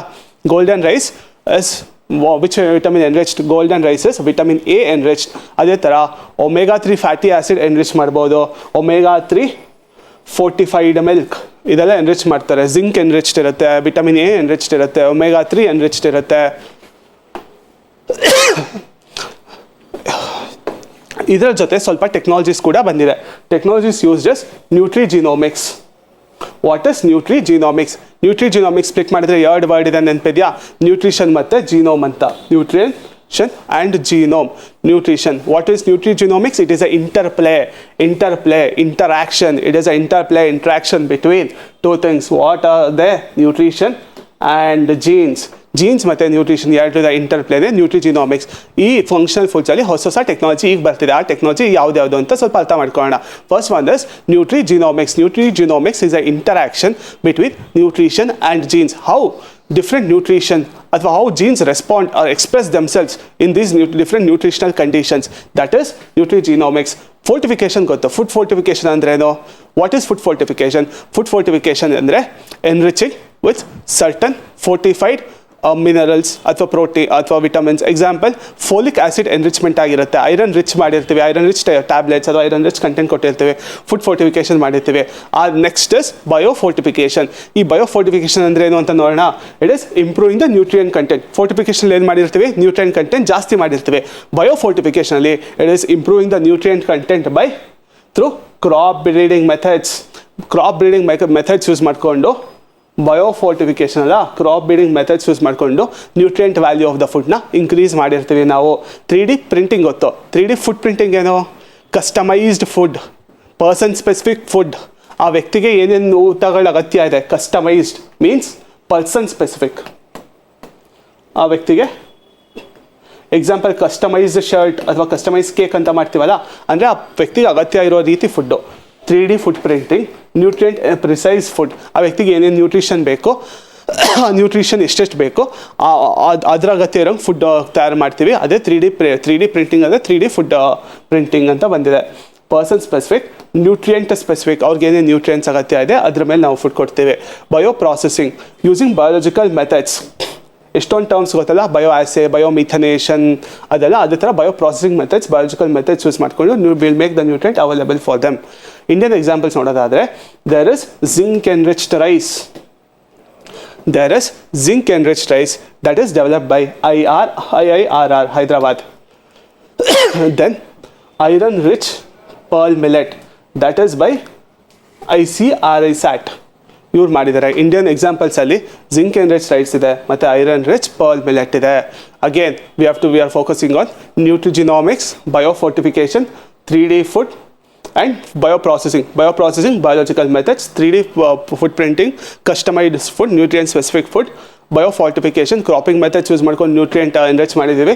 ನ್ಯೂಟ್ರಿಜಿನಾಮಿಕ್ಸ್, it is a interaction, interplay between nutrition and genomics. Different genome ಹೆಂಗೆ express ಆಗುತ್ತೆ under certain nutritional condition ಅಂತ ಇದು. This is Next is smart proteins. What are smart proteins? Proteins that are produced on biotechnology. BT use ಮಾಡ್ಕೊಂಡು, biotechnology use ಮಾಡ್ಕೊಂಡು ಮಾಡಿರೋ proteins ಇದು. By this ಏನಾಗುತ್ತೆ ಅಂದರೆ ನಾವು ಲೈಫ್ ಸ್ಟಾಕ್ ಮೇಲೆ ಡಿಪೆಂಡ್ ಆಗೋದು ಕಮ್ಮಿ ಆಗುತ್ತೆ. We eat egg, we eat fish, we eat chicken. For what? Our protein requirement. So ನಾವು ಲೈಫ್ ಸ್ಟಾಕ್ ಮೇಲೆ ಪ್ರೆಷರ್ ಆಗ್ತಾ ಇದ್ದೀವಿ, ಸ್ಟ್ರೆಸ್ ಕೊಡ್ತಾ ಇದ್ದೀವಿ. We need more and more life stock. ಅದ್ರ ಬದಲು what we are doing is we are depending on biotechnology. We use biotechnology to do this. This is smart proteins. There are 3 types of smart proteins. ಒಂದು plant based, ಇನ್ನೊಂದು ಫರ್ಮೆಂಟೆಡ್ಡು, ಇನ್ನೊಂದು cultivated meet. Plant ಬೇಸಲ್ಲಿ ಏನು ಮಾಡ್ತಾರೆ ಅಂದರೆ they extract this from legumes, cereals, oil seeds, ಎಲ್ಲ ಮುಖಾಂತರ extract ಮಾಡ್ತಾರೆ. They mimic meat and dairy. They mimic meat and dairy. Plant based protein foods ಇದು. Next fermentation derived proteins. Micro organism. Fermentation ಅಂದರೆ ಯಾವ microbes ಬರುತ್ತೆ? We get yeast, fungi, bacteria, fermentating ಏಜೆಂಟ್ಸ್ಗಳಿರಲ್ಲ. Create meat or dairy analogous whey proteins or casein. ಇಷ್ಟನ್ನು ಅವ್ರು ಮಾಡ್ತಾರೆ by method of fermentation. Fermented derive proteins. Cultivated meet. Animal cells are grown in bioreactors. So we are culturing animal cells. Tissue cultures ಎಲ್ಲ use ಮಾಡಿಕೊಂಡು ಅದು ಬಯೋರಿಯಾಕ್ಟರ್ಸ್ ಒಳಗಡೆ we produce real meat without slaughter, ಅಥವಾ cow slaughter, chicken slaughter, cattle slaughter ಎಲ್ಲ ಮಾಡ್ತೀವಿ. Rather what we try to grow this cells, animal cells. Cultivated meat ಮಾಡ್ತೀವಿ. ಏನರಲ್ಲಿ ಮಾಡ್ತೀವಿ? ವಿ ಡೂ ಇಟ್ ಇನ್ ಬಯೋರಿಯಾಕ್ಟರ್ಸಲ್ಲಿ ಮಾಡ್ತೀವಿ. ಇದರಲ್ಲಿ 3 types ಇದೆ. Plant based, cultivated meat, fermentation yeast, bacteria. Plant based ಲೆಗ್ಯೂಮ್ಸು, serials, oil seeds. Cultivated meat ಬಯೋರಿಯಾಕ್ಟರ್ಸಲ್ಲಿ. Cultivated meat bioreactors, fermentation yeast, fungi, bacteria. Plant-based legume cereals. What are this proteins? Smart proteins. They are produced using biotechnology, and we will reduce our dependency on livestock. ನಾವು ಜಾನುವಾರುಗಳ ಮೇಲೆ, ಕ್ಯಾಟಲ್ಗಳ ಮೇಲೆ ನಮ್ಮ dependency ಕಮ್ಮಿ ಮಾಡ್ತೀವಿ by depending on biotechnology. Global trends. ಇದು questions ಬರುತ್ತೆ. 1-liner question ಬರ್ಬೋದು ಯಾವುದೇ ಕಾಂಪಿಟೇಟಿವ್ ಎಕ್ಸಾಮಲ್ಲಿ. Singapore is the first country to approve cultivated chicken. ಯಾವ ಕಂಟ್ರಿ ಫಸ್ಟ್ ಅಪ್ರೂವ್ ಮಾಡಿದ್ದು? It was Singapore, which was the first country to approve cultivated chicken. And China is also making progress along these lines. China is trying to integrate the smart protein into their diet systems. European Union is also investing on farm to fork strategy. Question can be asked as farm to fork strategy under smart proteins. Yaar martirado? European Union martirado. This can also be a one-liner. European Union has done this farm to fork strategy. Quickly recall ಮಾಡಂಗಿದ್ರೆ smart proteins ಏನು? Proteins using biotechnology. Life stock ಮೇಲೆ dependency ಕಮ್ಮಿ ಮಾಡಿದ್ದೀವಿ. Types plant, legume, cereal, oil seeds. Fermentation yeast, fungi, bacteria. Cultivated meat bioreactors. Singapore first country cultivated chicken ಮಾಡೋಕ್ಕೆ. China is also doing it. European Union farm to fork strategy. ಇಷ್ಟು ನೆನಪಿರಬೇಕು. Next is cryosphere. We know what is lithosphere, we know what is hydrosphere, we know atmosphere. ಈಗ cryosphere. ಯಾವುದ್ಯಾವುದನ್ನ cryosphere ಅಂತ ಕರಿಬೋದು? Cryosphere includes ice cap, snow, glacier, ice lakes, ice river, sea ice, iceberg, ice shelf, snow, ice sheet. It is a term for all portions of Earth's surface where the water is in ice form ಅಥವಾ solid form, including snow, ice, so on and year round. ಇದರಲ್ಲಿ ಪರ್ಮಾಫಾಸ್ಟ್ ಅಂತಲೂ ಬರುತ್ತೆ. ಒಂದು report ಬಿಟ್ಟಿದ್ದಾರೆ, state of cryosphere report. What is happening around the globe ಏನಾಗ್ತಿದೆ? Around the globe there is ice melting. Sea level rise ಆಗ್ತಿದೆ, glacial melts ಆಗ್ತಾ ಇದೆ, which is rampantly seen. If we consider the globe, Arctic ಮತ್ತು Antarctic consider ಮಾಡಿದ್ರೆ where the amplification is more, where the melting is more, ಎಲ್ಲಿದೆ melting? The melting is more in Arctic region. If you consider where the melting is more, Arctic ಮತ್ತು Antarctic consider ಮಾಡಿದ್ರೆ we know the melting is more in Arctic region, where the land mass is more. The land mass is more in Antarctic region, so it provides some kind of resistance against melting process. But ಆರ್ಟಿಕಲ್ ಏನಾಗ್ತಿದೆ, Arctic amplifications ಆಗ್ತಾ ಇದೆ. Arctic amplification ಆಗಿದ್ದ ಕಾರಣ ಏನಾಗ್ತಿದೆ, the whole of North Pole is rapidly melting. That is the problem here. What are the different reasons? ಏನೇನಾಗುತ್ತೆ? Sea level rise ಆಗುತ್ತೆ, water crisis ಆಗುತ್ತೆ, so and so circulation collapse ಆಗುತ್ತೆ. Can you know what are the famous circulations along the world? AMOC ಅಂದರೆ ಏನು ಅಂತ ನೋಡ್ಬೋದಾ? AMOC ಅಂದರೆ ಅಥವಾ ಅಂಟಾರ್ಟಿಕ್ ಸರ್ಕ್ಯುಲೇಷನ್ಸ್ ಅಂದರೆ, two major current systems or circulation systems are Antarctic overturning circulation. Antarctic region ಆಗುತ್ತೆ. It's a deep sea engine shaped circulation. But ಇದರಿಂದ ಏನಾಗ್ತಿದೆ, ಗ್ಲೇಷಿಯಲ್ ಮೆಲ್ಟ್ ಅಥವಾ ಕ್ರೋಸ್ಪಿಯರ್ ರಿಪೋರ್ಟ್ ಅಲ್ಲಿ ಏನು ಹೇಳ್ತಿದೆ ಅಂದರೆ, this circulation has slowed down. Antarctic overturning circulation ಕೂಡ ಮತ್ತು ಅಟ್ಲಾಂಟಿಕ್ ಮೆರಿಡಿಯನ್ ಓವರ್ಟರ್ನಿಂಗ್ ಸರ್ಕ್ಯುಲೇಷನ್ ಕೂಡ, ಎಮೋಕು ಅಷ್ಟೇ, ಎಒಸಿನೂ ಅಷ್ಟೇ, ಎರಡು ಸರ್ಕ್ಯುಲೇಷನ್ ಕೂಡ due to global warming, ice melting, cryosphere melting ಏನಾಗಿದೆ, ಸ್ಲೋ ಡೌನ್ ಆಗಿದೆ. Both have been slowed down. ಅದರಿಂದ ಏನೇನು ಚೇಂಜ್ ಆಗಿದೆ? ರೈನ್ಫಾಲ್ ಚೇಂಜಸ್ ಆಗಿದೆ, ಫುಡ್ ಸಿಸ್ಟಮ್ಸ್ ಸ್ಲೋ ಡೌನ್ ಆಗಿದೆ. ರೈನ್ಫಾಲ್ ಚೇಂಜಸ್ ಆಗಿದೆ, ಫುಡ್ ಸಿಸ್ಟಮ್ಸ್ ಸ್ಲೋ ಡೌನ್ ಆಗಿದೆ. You can clearly see Atlantic meridian overturning circulation ಇಲ್ಲಿಂದ ಹೋಗಿ ಹೀಗೆ ಬರ್ತಿದೆ. ನೀವು ಅಟ್ಲಾಂಟಿಕ್ ರೀಜನಲ್ಲಿ ನೋಡಿದ್ರೆ hot this thing is pushed north and the cold water systems are pushed being south. ಇಲ್ಲಿ ನೋಡಿದ್ರೆ ಅಟ್ಲಾಂಟಿಕ್ ರೀಜನ್ಸ್ ಅಲ್ಲಿ this is a ocean turning circulation, overturning circulation. ಇದು ಅಂಟಾರ್ಟಿಕ್ ರೀಜನ್ಸ್ ಅಲ್ಲಿ. ನಾವು ಕ್ಲೌಡ್ಸ್ ಇಂದ ಲೈಟ್ನಿಂಗ್ ನೋಡಿದ್ದೀವಿ, ಬಟ್ ವಾಲ್ಕೆನೋ ಇಂದನೂ lightning create ಆಗುತ್ತೆ, ಥಂಡರ್ ಸ್ಟಾರ್ಮ್ ಕ್ರಿಯೇಟ್ ಆಗುತ್ತೆ ಹೇಳಿದ್ರೆ ನಂಬಕ್ಕೆ ಸಾಧ್ಯನಾ? There is a phenomena called as volcanic lightning. ಈ ವಾಲ್ಕ್ಯಾನಿಕ್ ಲೈಟ್ನಿಂಗ್ ಏನಕ್ಕಾಗುತ್ತೆ? ಲೈಟ್ನಿಂಗ್ ಬೇಸಿಕ್ಲಿ ಏನಕ್ಕಾಗುತ್ತೆ when there is a charge difference, positive ಮತ್ತು negative charge, when there is a huge charge difference, especially ಯಾವ charge? Static charge difference ಇದ್ದಾಗ lightning ಆಗುತ್ತೆ. So let's see why volcano ರೀಜನಲ್ಲಿ lightning ಆಗುತ್ತೆ. ವಾಲ್ಕೆನೋ ಹೊರಗಡೆ ಬಂದಾಗ what all comes out in volcano? Magma comes out, ash comes out, smoke comes out, dust comes out, ಇದೆಲ್ಲ ಆಚೆ ಬರ್ತಿರುತ್ತಲ್ಲ. And water vapor also comes out. Water vapor comes out and quickly condenses to form ice crystals. Ice agata water vapor. So if we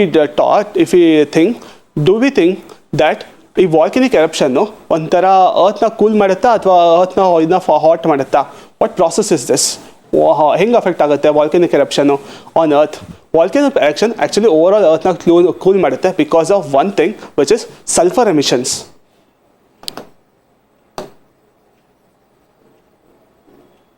because of sulphur emissions overall effect ಏನಾಗುತ್ತೆ ಅಂದರೆ cooling effect ಆಗುತ್ತೆ. Volcanic lightning. Now researchers are revisiting volcanic lightning, a rare powerful natural phenomena using major eruptions. ಇದು first ಯಾವಾಗ account ಆಯಿತು ಅಂದರೆ as early as 79 AD. As early as 79 AD we saw this. ಯಾವುದರಲ್ಲಿ ಅಂದರೆ Mount Vesuvius. ಈ Vesuvius ಎಲ್ಲಿದೆ comment section ಹೇಳ್ಬೋದಾ? Mount Vesuvius is one of the most important volcanoes. ಎಲ್ಲಿದೆ? It is in Italy. Mount Vesuvius. It documented by Pliny. What is Pliny famous for? He was a very famous geographer of that time. Pliny, the famous geographer, ಈ volcanic ಲೈಟ್ನಿಂಗ್ನ reference ಕೊಟ್ಟಿದ್ರು. ಎಲ್ಲಿ? 79 AD ಅಲ್ಲೇ. ಯಾವ ಮೌಂಟಲ್ಲಿ? Mount ವೆಸುವಿಯಾಸ್ ಅಲ್ಲಿ, Italy ಇದೆಯಲ್ಲ ಈ ಮೌಂಟೇನಲ್ಲಿ. So ಏನಾಗಿತ್ತು ಅಲ್ಲಿ? The flashes of electricity was produced during volcanic eruption. ಈ ವಾಲ್ಕೆನಿಕ್ ಎರಪ್ಷನಲ್ಲಿ ಆಗೋ ಫ್ಲ್ಯಾಶಸ್ ಆಫ್ ಎಲೆಕ್ಟ್ರಿಸಿಟಿ ಇದು volcanic lighting. That is independent of thunderstorms. How it forms? ಹೇಗಾಗುತ್ತೆ ಅಂದರೆ ವಾಲ್ಕೆನೋ ಇದೆ, ವಾಲ್ಕೆನೋ ಎರಪ್ಟ್ ಆದಾಗ ಏನೇನು ಆಚೆ ಬರುತ್ತೆ? ಲೆಟ್ಸ್ ಸೇ ಒಂದು ವಾಲ್ಕೆನೋ ಎರಪ್ಟ್ ಆಯಿತು, ಅಲ್ಲಿ ಆ್ಯಶ್ ಪಾರ್ಟಿಕಲ್ಸ್ ಆಚೆ ಬರುತ್ತೆ, rock fragments, water vapour, ice crystals ಎಲ್ಲ ಆಚೆ ಬರುತ್ತೆ.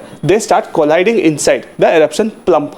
ಎರಪ್ಷನ್ ಆಗಿದ್ದ ಜಾಗದಲ್ಲಿ these all collide each other and they generate a kind of static charge ಅಥವಾ static electric charge.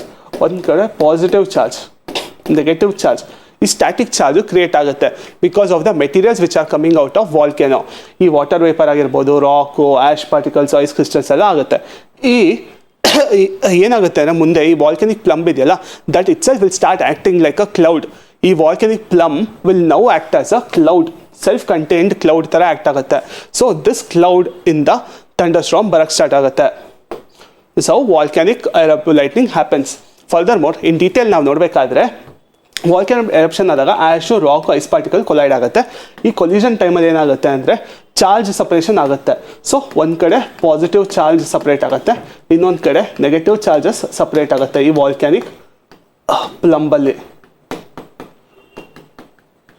All these are, remember, this is not a dynamic charge. Dynamic charge ಆಗಿದ್ರೆ current ಆಗ್ತಿತ್ತು, but rather this is a static charge. The most important thing here is this charge is a static charge. Okay, as static charges build up, the difference between positive ಮತ್ತು negative increases and that becomes too big. ಇಷ್ಟು ದೊಡ್ಡದಾಗಿ ಬೆಳೆಯುತ್ತೆ. When this becomes too big, there is an imbalance created. Because of this imbalance, the discharge happens and lightning happens. ಎಲ್ಲಾಗುತ್ತೆ? Near volcanic vent ಆಗುತ್ತೆ, high within the eruption plane. Role of water vapour ಏನು ಅಂದರೆ, ಇಲ್ಲಿ magma release ಆದಾಗ huge amount of water vapour ಆಚೆ ಬಂದಿರುತ್ತೆ. ಇಲ್ಲಿ magma release ಆಗ್ತಿದೆಯಾ, huge amount of water vapour ಕೂಡ ರಿಲೀಸ್ ಆಗಿರುತ್ತೆ. Because of this water vapour the over atmosphere ಹೆಂಗಿರುತ್ತೆ, ವಾಟರ್ ವೇಪರ್ ಜಾಸ್ತಿ ಇದ್ದರೆ ಅಥವಾ ವಾಟರ್ ಜಾಸ್ತಿ ಇದ್ದರೆ ಏನಾಗುತ್ತೆ, ವಾಟರ್ ಜಾಸ್ತಿ ಇದ್ದರೆ ಹೈ ಮಾಯ್ಶ್ಚರ್ ಕಂಟೆಂಟ್ ಇರೋ ಜಾಗ ಆಗಿರುತ್ತೆ. This will become an high moisture content. When something has very high moisture, what happens, it will lead to cloud formation, rain formation. ಇಲ್ಲಿ ಕ್ರಿಸ್ಟಲ್ ಫಾರ್ಮೇಷನ್ ಆಗುತ್ತೆ. High moisture will lead to crystal formation because of water vapour coming out. High moisture ಇರೋ ಜಾಗ ಥರ ಆಗುತ್ತೆ, because condition create ಆಗುತ್ತೆ. High moisture create ಆಗಿರೋ ಕಂಡೀಷನಲ್ಲಿ ice formation ಆಗುತ್ತೆ. Even there is fire, there is ice here. This ice ಮತ್ತು fire ಅಥವಾ ಐಸು ಆ್ಯಶು ಕೊಲೈಡ್ ಆಗಿ ಏನಾಗಿರುತ್ತೆ, ಸ್ಟ್ರಾಂಗರ್ ಎಲೆಕ್ಟ್ರಿಕಲ್ ಆಕ್ಟಿವಿಟಿ ಆಗಿರುತ್ತೆ. This intensifies lightning, similar to the process of thunderstorm. ಥಂಡರ್ ಸ್ಟಾರ್ಮ್ಸಲ್ಲೂ ಇದೇ ಥರ ಆಗಿರುತ್ತೆ, but isolated within the volcanic plume. Next issue, Delhi dog issue. Recently, we have 2 or 3 times the Supreme Court has said different views on Delhi dog issues. How to take care of this dog menace, this dog problem of Delhi. So, we'll see various judgments. Various judgments ಅಲ್ಲಿ Delhi dog problem ಬಗ್ಗೆ ಏನು ಹೇಳಿದ್ದಾರೆ ನೋಡೋಣ. Supreme court order 2020-25 supreme court order ಮಾಡಿದ್ದಾರೆ. Initial order ಏನಂತ ಹೇಳಿತ್ತು ಅಂದರೆ August 11, 2025 ಇಲ್ಲಿ ಜಸ್ಟಿಸ್ ಪಾರ್ದಿವಾಲ ಮತ್ತು ಮಹಾದೇವನ್ ಇವರಿಬ್ಬರು ಏನಂತ ಹೇಳಿದರು ಅಂದರೆ, suo motu cognisance of rising dog bite ತೊಗೊಂಡು ನೋ ರಿಲೀಸ್ ರೂಲ್ ಮಾಡಿದರು. ಡಾಗ್ಸ್ನ ಕ್ಯಾಪ್ಚರ್ ಮಾಡಿ ತನ್ನ ಶೆಲ್ಟರ್ಸಲ್ಲಿ ಇಟ್ಕೊಳ್ಳಿ, but do not release them back. This was the main point. No release happened on August 11. ಇದಾಯ್ತದ, ನೋ ರಿಲೀಸ್ ರೂಲ್ ಆಯಿತು. ಈಗ ನೋ ರಿಲೀಸ್ ರೂಲ್ ಮಾಡಿಬಿಟ್ಟಿದ್ದಾರೆ. ಅದಾದಮೇಲೆ ನೆಕ್ಸ್ಟ್ ಏನಾಯಿತು, ಸೆಪ್ಟೆಂಬರ್ ಮಂತಲ್ಲಿ ಸೆಪ್ಟೆಂಬರ್ ಮೇಲೆ ಸೋಷಿಯಲ್ ಮೀಡಿಯಾದಲ್ಲಿ ಎಲ್ಲ ಅನಿಮಲ್ ಆ್ಯಕ್ಟಿವಿಸ್ಟು ಎಲ್ಲರೂ ಪ್ರೋ ಡಾಗ್ ಬಗ್ಗೆ ಮಾತಾಡೋರು, ಅನಿಮಲ್ ರೈಟ್ಸ್ ವೈಲೇಷನ್ಸ್ ಆಗ್ತಿದೆ, how can you just capture and kill them, not release them, ಅದ್ರ ಬಗ್ಗೆ ಮಾತಾಡಿದ್ರು. This was the issue. Later August 22 ಅಲ್ಲಿ another Justice Vikram Nath and Justice Sandeep Mehta and Anjaria modified the stand. ಈ no release ರೂಲ್ನ ತೆಗ್ದು ದೇ allowed release of ಯಾವ ಥರ dogs, you have to sterilise the dogs, vaccinate the dogs, ಮತ್ತು ಒರಿಜಿನಲ್ ಟೆರಿಟರೀಸಲ್ಲಿ ಬಿಡಿ ಅಂತ ಹೇಳಿದ್ರು. ವಾಪಸ್ ಎಲ್ಲಿತ್ತೋ ಅಲ್ಲೇ ಬಿಡಿ ಅಂತ ಹೇಳಿದ್ರು. Which happened in August 22. This was based on CNVR model. We'll further see what is CNVR model. We have to be vaccinated, sterilize it, ಇದೆಲ್ಲ ಮಾಡಬೇಕಾಗಿದೆ to prevent ecological vacuum effect. What is ecological vacuum effect? There is a particular effect called as ecological vacuum. Example, ecological pyramid ಇದೆ. Let's say ಗ್ರಾಸ್ನ ಏನು ತಿಂತಂತೆ, gross hopper ತಿನ್ನುತ್ತೆ. Gross ಹಾಪರ್ನ ಯಾರು ತಿಂತಾರೆ, frock ತಿಂತಾರೆ. Frock ತಿಂದಾದ್ಮೇಲೆ ಫ್ರಾಕ್ನ ಯಾರು ತಿಂತೆ, snake ತಿನ್ನುತ್ತೆ. ಸ್ನೇಕ್ನ ಯಾರು ತಿಂತಾರೆ, ಈಗಲ್ ತಿನ್ನುತ್ತೆ. So there is a food web which is created. If you take out one particular, ಎಲ್ಲ ಫ್ರಾಗು ವ್ಯಾನಿಷ್ ಆಗೋದ್ರೆ ಅಥವಾ ಏನಾಗೋಗುತ್ತೆ, ನಂಬರ್ ಆಫ್ ಗ್ರಾಸ್ ಹಾಪರ್ಸ್ ಜಾಸ್ತಿ ಆಗೋಗುತ್ತೆ. ಮತ್ತು ಯಾರಿಗೂ ಊಟ ಸಿಗಲ್ಲ, ಸ್ನೇಕ್ಗೆ ಊಟ ಸಿಗಲ್ಲ, ಫ್ರಾಗ್ ಎಲ್ಲ ವ್ಯಾನಿಷ್ ಆಗೋದ್ರೆ. ಸೊ ಎಕಲಾಜಿಕಲ್ ಒಂದು ವ್ಯಾಕ್ಯೂಮ್ ಕ್ರಿಯೇಟ್ ಆಗುತ್ತೆ. ಬಿಕಾಸ್ ಆಫ್ ದಟ್ ಏನಾಗುತ್ತೆ, disequilibrium will happen, imbalance will happen because of this vacuum created. If you ಈಗ ನಾಯಿಗಳು ಆಲ್ ಡಾಗ್ಸ್ ಇದೆ, ಡಾಗ್ಸ್ನೆಲ್ಲ ತೆಗೆದುಬಿಟ್ರೆ ಏನಾಗೋಗುತ್ತೆ, ಎಕೋಸಿಸ್ಟಮಲ್ಲಿ ನಂಬರ್ ಆಫ್ ಕ್ಯಾಟ್ಸ್ ಜಾಸ್ತಿ ಆಗೋಗುತ್ತೆ, ನಂಬರ್ ಆಫ್ ಮೈಸ್ ಜಾಸ್ತಿ ಆಗೋಗುತ್ತೆ. And there are many ecological impact that happens because of it. So that's why that was a problem with this no release rule. ಏನಕ್ಕೆ no release rule was modified further within a span of 11 days ಅಂದರೆ because of this ecological. Further ನಾವು food web ಮತ್ತು food chain ಬಗ್ಗೆ ಮಾತಾಡ್ತಿದ್ವಲ್ಲ, grasshopper ತಿನ್ನುತ್ತೆ, ಅದನ್ನು frog ತಿನ್ನುತ್ತೆ, snake, hawk, further it dies and it's again degraded by this decomposers. What if one particular organism completely vanish? All frogs ಹೊಟ್ಟೋದ್ರೆ ಏನಾಗುತ್ತೆ, number of gross ಹೋಪರ್ಸ್ ಜಾಸ್ತಿ ಆಗುತ್ತೆ, ಮತ್ತು ಸ್ನೇಕ್ಸ್ಗೆ ಊಟ ಇಲ್ಲದೆ ನಂಬರ್ ಆಫ್ ಸ್ನೇಕ್ಸ್ ಕಮ್ಮಿ ಆಗುತ್ತೆ. This is ecological vacuum effect. How does food web depends? Initially there are producers. ಪ್ರೊಡ್ಯೂಸರ್ಸ್ನ ಯಾರು ಕನ್ಸ್ಯೂಮ್ ಮಾಡ್ತಾರೆ? ಪ್ರೈಮರಿ ಕನ್ಸ್ಯೂಮರ್ಸ್ ಕನ್ಸ್ಯೂಮ್ ಮಾಡ್ತಾರೆ, ಆಮೇಲೆ ಸೆಕೆಂಡರಿ ಕನ್ಸ್ಯೂಮರ್ಸ್, ಟರ್ಷರಿ ಕನ್ಸ್ಯೂಮರ್ಸ್ ಇರ್ತಾರೆ. This is pyramid of numbers. So pyramid of numbers ಯಾವಾಗಲೂ ಆಪ್ರೇಟಾ? ಯಾವಾಗಲೂ lower ಲೆವೆಲಲ್ಲಿ ಹೈಯರ್ ನಂಬರ್ ಆಫ್ ಆರ್ಗ್ಯಾನಿಸಮ್ಸ್ ಅಥವಾ ವಿತ್ ರೆಸ್ಪೆಕ್ಟ್ ಟು ನಂಬರ್ ಜಾಸ್ತಿ ಇರ್ತಾರೆ. Producers grasshopper, frog, snake, ಇದರಲ್ಲಿ higher. Is it always upright? ಯಾವತ್ತೂ inverted ಇರಲ್ವಾ? What is the situation when pyramid of numbers becomes a inverted pyramid of number? We'll see this. It happens when we start with a tree. ಒಂದು ಮರದಲ್ಲಿ start ಮಾಡಿದ್ರೆ ಈ ಒಂದು ಮರ ಇರುತ್ತೆ, ಮರದ ಮೇಲೆ ಒಂದು 6 ಬರ್ಡ್ಸ್ ಕೂತ್ಕೊಳ್ಳುತ್ತೆ. ಈ ಬರ್ಡ್ಸು ಒಂದು 60 ಇನ್ಸೆಕ್ಟ್ಸ್ನ ತಿನ್ನುತ್ತೆ. ಈ 60 ಇನ್ಸೆಕ್ಟ್ಸು 600 ಹೈಪರ್ ಪ್ಯಾರಾಸೈಟ್ಸ್ನ ತಿನ್ನುತ್ತೆ. ಸೊ ದಿಸ್ ಇಸ್ ಉಲ್ಟಾ ಬರ್ತಿದ್ದೀವಲ್ಲ. Usually what happened here? ಇಲ್ಲಿ ನಾವೇನಂತ ಹೇಳಿದ್ವಿ, ಇಲ್ಲಿ ಇಷ್ಟು ಗ್ರಾಸ್ ಇದೆ, ಇಲ್ಲಿ ಒಂದು 1000 ಗ್ರಾಸ್ ಹಾಪಲ್ಸ್ ಇದೆ. ಈ 1000 ಗ್ರಾಸ್ ಹಾಪಲ್ಸ್ನ 100 ಫ್ರಾಕ್ಸ್ ತಿಂತಿದ್ದಾವೆ. ಈ 100 ಫ್ರಾಕ್ಸ್ನ 10 ಸ್ನೇಕ್ಸ್ ತಿನ್ನುತ್ತೆ. ಈ 10 ಸ್ನೇಕ್ಸ್ನ ಒಂದು ಈಗಲ್ ತಿಂತಾ ಇದೆ. ಈ ಥರ ಇರುತ್ತೆ. ಬಟ್ ಆದರೆ when we start with a tree, ಒಂದು ಟ್ರೀ ಎಕೋಸಿಸ್ಟಮಲ್ಲಿ ಏನಾಗುತ್ತೆ ಅಂದರೆ ಉಲ್ಟಾ ಆಗುತ್ತೆ. There is one tree, after one tree there are 6 let's birds, ಆಮೇಲೆ 60 parasites and 600 hyperparasites. It can also be in the shape of a spindle shaped ಆಗುತ್ತೆ. This is pyramid of numbers. With respect to pyramid of biomass ನಾವು ನೋಡೋದಾದರೆ, pyramid of biomass ಯಾವ್ದು ಜಾಸ್ತಿ ಇರುತ್ತೆ? ಯಾವ್ದು ಅಪ್ರೇಟ್ ಇರುತ್ತೆ, ಯಾವ್ದು ಇನ್ವರ್ಟೆಡ್ ಇರುತ್ತೆ? ಟೆರಿಟೋರಿಯಲ್ಲ ಅಥವಾ ಅಕ್ವಾಟಿಕ್ಕಾ? ಅಕ್ವಾಟಿಕ್ ಇನ್ವರ್ಟೆಡ್ ಆಗಿರುತ್ತೆ. ಯಾಕೆ? Why aquatic becomes a inverted pyramid here? ಅಕ್ವಾಟಿಕಲ್ಲಿ ಏನಾಗಿರುತ್ತೆ ಅಂದರೆ ಸ್ಮಾಲ್ ಫಿಶಸ್ದು ಲೈಫ್ ಸ್ಪ್ಯಾನ್ ಕಮ್ಮಿ ಇರುತ್ತೆ, ಅವ್ರದ್ದು ಲೈಫ್ ಸೈಕಲ್ ಕಮ್ಮಿ ಇರುತ್ತೆ. So that fix the fishes ದೊಡ್ಡದಾಗ್ತಾ ಹೋಗ್ತಾ ಅಥವಾ ಅಪ್ಪರ್ ಇದರಲ್ಲಿ ಲೈಫ್ ಸ್ಪ್ಯಾನ್ ಜಾಸ್ತಿ ಇರುತ್ತೆ. Because of life time this becomes inverted pyramid. Pyramid of ಎನರ್ಜಿಯಲ್ಲಿ it's always upright. Pyramid of energy is always upright. ಯಾಕೆ? Energy is lost from one trophic level to another. Full complete conversion of energy ಆಗಲ್ಲ when we move from one trophic level to another trophic level. Coming back to our Delhi dog judgments. Delhi dog ಬಗ್ಗೆ ನಾವು ಮಾತಾಡುವಾಗ what did we say? We set August 22 ಏನಂತ ಹೇಳಿದ್ರು? No release ತೆಗ್ದು will allow the release and will allow the release into original territory ಅಂತ ಹೇಳಿದ್ರು. Later on we have to follow this ABC rules. We'll see this further. ABC rules ಅಂದರೆ ಏನು? Animal control birth control rules 2023 ಬಗ್ಗೆ ಹೇಳ್ತಾರೆ. ಆಮೇಲೆ ಏನಂತ ಹೇಳಿದ್ರು ಅಂದರೆ animals cannot be released back into same locality. Original territory ಬಿಡೋದು ಬೇಡ ಅಥವಾ ಅವ್ರ ಸೇಮ್ ಲೊಕ್ಯಾಲಿಟಿಲಿ ಬೇಡ. You have to now keep it to other territory ಅಂತ ಹೇಳಿದ್ರು. ಅಕೌಂಟಬಿಲಿಟಿ, ಇದನ್ನು ಇಂಪ್ಲಿಮೆಂಟ್ ಮಾಡೋದು ಯಾರ responsibility? Municipality, local body responsibility. Chief secretary of the state is responsible. Infrastructure mandate ಇರುತ್ತೆ with respect to public institutions. Public institutions ಅಂದರೆ ಯಾವ್ದಾದ್ರು ಬರುತ್ತೆ? Will have schools, colleges, hospitals, temples. ಈ ಜಾಗಗಳೆಲ್ಲ ಪಬ್ಲಿಕ್ ಇನ್ಸ್ಟಿಟ್ಯೂಷನ್ಸ್. ಅವ್ರು ಏನು ಮಾಡಬೇಕು? ಫೆನ್ಸಿಂಗ್ ಮಾಡ್ಕೋಬೇಕು, ಬೌಂಡ್ರಿ ವಾಲ್ ಮಾಡಬೇಕು, ಗೇಟ್ ಮಾಡಬೇಕು. ಮತ್ತು animal welfare board of India ಅಂತ ಇದ್ದಾರೆ.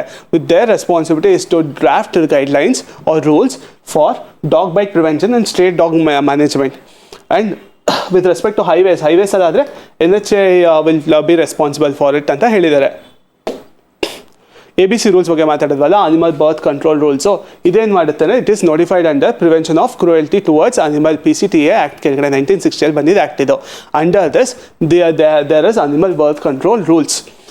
What does it mandate for? It mandates for a humane treatment of animals. ಅಂದರೆ ಮನುಷ್ಯತ್ವ ಇಟ್ಕೊಂಡು ಅನಿಮಲ್ಸ್ನ ಅಥವಾ ಡಾಗ್ಸ್ನ ಟ್ರೀಟ್ ಮಾಡಿ ಅಂತ ಹೇಳ್ತಾರೆ. ಮತ್ತು ಫೀಡಿಂಗ್ ಎಲ್ಲ ಕಡೆ ಆಗಬಾರ್ದು. ಒಂದು ಡಾಗ್ಸ್ಗೆ ಕೆಲವು ಫೀಡಿಂಗ್ ಸ್ಪೆಸಿಫಿಕ್ ಝೋನ್ಸ್ ಅಂತ ಇರುತ್ತೆ. ಒಂದು ಲೊಕ್ಯಾಲಿಟಿಯಲ್ಲಿ ಕೆಲವು ಝೋನ್ಸ್ನ ಫೀಡಿಂಗ್ ಝೋನ್ಸ್ ಅಂತ ಮಾರ್ಕ್ ಮಾಡಿರ್ತಾರೆ. So dog feeding should only happen in feeding zone. Dog feeding ಎಲ್ಲಾಗಿರಬೇಕು? ಓನ್ಲಿ ಡೆಸಿಗ್ನೇಟೆಡ್ ಅಥವಾ ಸ್ಪೆಸಿಫಿಕ್ ಫೀಡಿಂಗ್ ಝೋನ್ಸಲ್ಲಿ ಮಾತ್ರ dog feeding is bound to happen. Next, CNVR ಅಂತ ಇದೆ ಎಕ್ಸಾಮಲ್ಲಿ. So what is CNVR is related to ಅಂತ question ಬರ್ಬೋದು. CNVR is capture, neuter, vaccinate, release. This method follow ಮಾಡಬೇಕು. ಕ್ಯಾಪ್ಚರ್ ಮಾಡಿ, ನ್ಯೂಟರ್ ಮಾಡಿ, ವ್ಯಾಕ್ಸಿನೇಟ್ ಮಾಡಿ, ರಿಲೀಸ್ ಮಾಡಬೇಕು. Where is it under? It is under ABC rules. It is under ABC rules. Again, Animal Welfare Board of India. This is under Prevention of Cruelty Towards Animal Act of 1960 and this is a statutory advisory body. Recent ಆಗಿ ಏನಾಗಿತ್ತು ಅಂದರೆ it shifted its headquarters. Before it was in Chennai, now it is in Haryana. It shifted from Chennai to Haryana. Grant registration for performing animals. Most important function ಏನಂದರೆ it grants certification ಕೊಡ್ತಾರೆ. For what? Circus ಅಲ್ಲಿ, movies ಅಲ್ಲಿ animals use ಮಾಡ್ಕೋತಾರಲ್ಲ ಅದಕ್ಕೆ certification ಇವರೇ ಕೊಡೋದು. Animal welfare board of India. ಯಾವ್ದಿವರು? Animal welfare board of India. ಇವ್ರು ಏನು ಮಾಡ್ತಾರೆ? They give registration or certification or permissions for films and circuses, use of animals in films and circuses. So ಇದೊಂದು moral dilemma ಬರುತ್ತೆ, rights of dog versus rights of man. In case this is asked as a ethics question. Supreme court ಇದ್ದಿದ್ದ ಡೈಲಾಮದು ಅದೇ ಅಲ್ಲ, should a right of man be more or should a right of dog will be more? ಒಂದು middle path ಅಥವಾ balance try ಮಾಡ್ತಾರಲ್ಲ. What are various dimensions we can bring to this answer ಅಂದರೆ if there is ethics question asked on this, it is moral status of an elephant. What is moral status of an elephant? Contain ethics, which is deontology. Deontology ಏನು ಹೇಳುತ್ತೆ? All rational beings are intrinsic value. ಯಾರಿಗೆ ಯೋಚನೆ ಮಾಡೋ ಶಕ್ತಿ ಅಥವಾ ವಿವೇಚನೆ ಮಾಡೋ ಶಕ್ತಿ ಇರುತ್ತೆ ಅದಕ್ಕೆ ವ್ಯಾಲ್ಯೂ ಇರುತ್ತೆ. ನಾಯಿಗೆ ಯೋಚನೆ ಮಾಡೋ ಶಕ್ತಿ ಇರಲ್ಲ. Dog doesn't have an intrinsic value because it's not a rational being ಅಂತ ಹೇಳ್ತಾರೆ. ಅಗೇನ್ ಕಂಟೇನ್ ಇದಕ್ಕೆ also says that but cruelty towards animal ಪ್ರಾಣಿಗಳ ಮೇಲೆ ತೋರಿಸುವ ಕ್ರೌರ್ಯತನ it shows the moral character of human, what humanism ಅನ್ನು ತೋರಿಸ್ಬಿಡುತ್ತೆ ಅಂತ ಹೇಳ್ತಾರೆ. ಜೈನ್ ಫಿಲಾಸಫಿ ಅಹಿಂಸಾ ಅಂದರೆ ಅನಿಮಲ್ಸ್ಗೆ ಹಿಂಸೆ ಕೊಡಬಾರ್ದು. Should not harm animals. Rigveda it says they should be a harmony, interdependence of all beings. Non human life ಜೊತೆ ಹಾರ್ಮನಿ ಇರಬೇಕು ಅಂತ ಸಜೆಸ್ಟ್ ಮಾಡುತ್ತೆ. ಹ್ಯೂಮನ್ ರೈಟ್ಸ್ ಇಂಪಾರ್ಟೆಂಟಾ ಅನಿಮಲ್ ರೈಟ್ಸ್ ಇಂಪಾರ್ಟೆಂಟಾ ಅಂತ ಹೇಳುತ್ತೆ. ರೇಬಿಸ್ ರಿಲೇಟೆಡ್ ಡೆತ್ಸ್ ಇದೆಯಲ್ಲ, that is the main issue with respect to this. Rabies related death ಜಾಸ್ತಿ ಆಗ್ತಾ ಇದೆ. Rabies is fatal disease. What is rabies? Rabies is a fatal disease. Mante state is acts as a guardian who cannot speak, who is weak, who needs strength. State anta party ಏನಂತ act ಮಾಡಬೇಕು? It should act as a guardian. Next cooperatives Kumbh 2025 ಅಂತ ಮಾಡಿದ್ದಾರೆ. What is cooperatives Kumbh? Ministry of cooperatives ಅವರು ಮಾಡ್ತಿರೋದು ಇದು. Union ministry of cooperation inaugurated this cooperatives Kumbh 2025 international conference. ಎಲ್ಲಿ ನಡೀತು? This is link to what? This is link to which declaration? This is link to Delhi declaration. What is the focus on? It is the focus is on urban cooperatives. Here the focus is on future of India's urban cooperative banking, urban cooperators. ಇದ್ರ purpose ಏನಂದರೆ to bring the reforms in urban cooperative sector and boost this sector and improve the sector with innovation, policy reforms and collaborations. ಯಾರು ಮಾಡ್ತಿದ್ದು? Ministry of cooperation ಮಾಡ್ತಿರೋದಿದು. The host is by National Federation of Urban Cooperatives, Banks and Credit Societies. Apex. This is a apex body for urban cooperatives and it is registered as a multi-state society in 1977. So Delhi Declaration is about urban cooperatives. Here the focus is on for easy repayment or digital repayment of loans or digital payments. The focus is on that and revamping urban cooperatives. We have a 5-year plan from 25 to 13. So the mission says roadmap to 2030. The theme here is digitalizing dreams, empowering communities, and most importantly, there are question baradidre. This will be the question which will be asked. What is 2025? 2025 is International Year of Cooperators. The most important point andre one Delhi Declaration inspire ಮಾಡ್ಕೋಬೇಕಾಗುತ್ತೆ. Delhi Declaration is related to urban cooperatives ಅಂತ. Another thing is 2025 ಇದೆಯಲ್ಲ, that is International Year of Cooperatives ಅಂತ ಎರಡು point ನೆನ್ಪಿಟ್ಕೋಬೇಕು. The most two important points with respect to urban cooperatives is this Delhi Declaration and 2025 is International Year of Cooperatives. That is ಯಾರು ಕೊಟ್ಟಿರೋದು? UN ಅವ್ರು ಕೊಟ್ಟಿರೋದು ಇದು international year on cooperatives ಅಂತ. we are now trying to push digital transaction or digital push ಕೊಡ್ತಾ ಇದೀವಿ. ಯಾವ ಥರ? ಸಹಕಾರ ಡಿಜಿಪೇ ಅಂತ. ಇದನ್ನು ಡಿಜಿಟಲ್ ಪೇಮೆಂಟ್ ಮಾಡಬೇಕು. ಈವನ್ ಸ್ಮಾಲ್ ಯೂನಿಟ್ಸ್ ಅಥವಾ ಸ್ಮಾಲ್ ಪೇಮೆಂಟ್ಸು ಡಿಜಿಟಲ್ ಪೇ ಆಗಬೇಕು ಅಂತ ಇನ್ನೊಂದು ಡಿಜಿ ಲೋನ್ ಅಂತ ಮಾಡ್ತಾ ಇದ್ದೀವಿ. ಸಹಕಾರ ಡಿಜಿ ಲೋನ್ ಅಂದರೆ ಲೆಂಡಿಂಗ್ ಈಸಿಯಾಗಿ ಆಗಬೇಕು ಡಿಜಿಟಲಿ, ಅದು ಮಾಡ್ತಾ ಇದ್ದೀವಿ. ಎಕ್ಸ್ಪಾಂಡ್ ಏನಂದರೆ ಒಂದು ಅರ್ಬನ್ ಕೋಆಪರೇಟಿವ್ ಬ್ಯಾಂಕ್ ಇರಬೇಕು ವಿತ್ ರೆಸ್ಪೆಕ್ಟ್ ಟು ಎವ್ರಿ ಸಿಟಿಯಲ್ಲಿ ಪ್ರತಿ ಸಿಟಿಯಲ್ಲಿ ಮಿನಿಮಮ್ ಒಂದು ಅರ್ಬನ್ ಕೋಆಪರೇಟಿವ್ ಬ್ಯಾಂಕ್ ಇರಬೇಕು. whose population is about 2 lakh within next 5 years. So 25 to 30 ಅಂತ ಅಂತಿದ್ದೀವಲ್ಲ, ಈ 5 yearsಲ್ಲಿ 2 ಲಕ್ಷಕ್ಕಿಂತ ಜಾಸ್ತಿ ಇರೋ ಸಿಟಿ ಪಾಪ್ಯುಲೇಷನಲ್ಲಿ ಮಿನಿಮಮ್ ಒಂದು ಕೋಆಪರೇಟಿವ್ಸ್ ಇರಬೇಕು. This is only point which might task ಕೇಳಿದ್ರೆ. ಅಬೌಟ್ 2 lakh ಸಿಟಿ ಪಾಪ್ಯುಲೇಷನ್ ಇರೋದ್ರಲ್ಲಿ ವಿತಿನ್ 5 years 1 ಕೋಆಪರೇಟಿವ್ಸ್ ಆದರೂ ಇರಬೇಕು. And 2 initiatives here are DigiPay and Digi loan. Sikkim capital ಏನು? ಭೂತಾನ್ ಕ್ಯಾಪಿಟಲ್ ಏನು? Bhutan capital is Thimphu. Which all states Bhutan border? Bhutan ಯಾವ Indian ಸ್ಟೇಟ್ಸ್ನ border ಮಾಡುತ್ತೆ? Bhutan borders Sikkim, Arunachal Pradesh, Assam and West Bengal. Bhutan borders Sikkim, Arunachal Pradesh, West Bengal, Arunachal Pradesh, West Bengal and Assam. What is Bhutan famous for? Bhutan is famous for mindfulness indexes or Gelipu mindfulness city or global now GDP ಮಾಡ್ತೀವಲ್ಲ, instead what does Bhutan does? Bhutan does gross national happiness ಅಂತ ಮಾಡುತ್ತೆ. We measure our progress with how we interact with environment, societal happiness, so peace being, well-being, ಅದ್ರ ಮೇಲೆ ಅವ್ರು focus ಮಾಡ್ತಾರೆ. So that is what they focus on. So recently PM Modi made a 2-day visit to state of Bhutan, coinciding with 70th birth anniversary of Bhutan's 4th king K4 Jigme Singye Wangchuk. Your birth anniversary time ali hogidro, and PM Modi was the guest of honor for this national level celebration at Thimphu, Bhutan's capital. He attended Global Peace Prayer Festival. Andre ಜಗತ್ತಿಗೆ ಒಳ್ಳೇದಾಗಲಿ ಅಂತ ಒಂದು peace prayer festival ಮಾಡ್ತಾರೆ. It's a 16-day world peace initiative.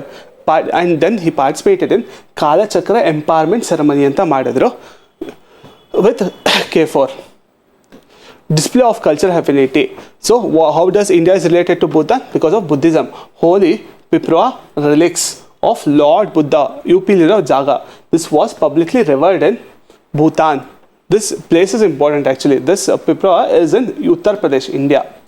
ರಿಲಿಕ್ಸ್ ಅಂದರೆ Buddhist ರಿಲಿಕ್ಸ್ ಅಂದರೆ ಏನು? ಅಸ್ಥಿ ಅನ್ಬೋದು ಅಥವಾ ಬುದ್ಧ ಯೂಸ್ ಮಾಡ್ತಿದ್ದ ವಸ್ತುಗಳಿರ್ಬೋದು, ಅವ್ರಿಗೆ ಸಂಬಂಧಪಟ್ಟಿದ್ದು. It can be material, it is material, it can be physical ಇದಿರ್ಬೋದು, ಅಥವಾ which they were using it on day to day basis. Some bowl but Buddha was using or his burned as relics, ಆ ಥರ ಎಲ್ಲ ashes ಅದು.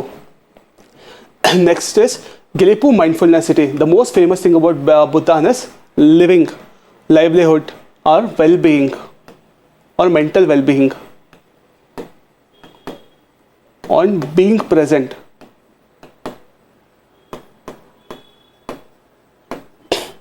The aim of Bhutan, it's a zero carbon sustainable city promoting harmony and Bhutan's gross national happiness. So Bhutan focuses on well-being, happiness, and they want to be net zero. Bhutan is one of the few countries who can be net zero in this world.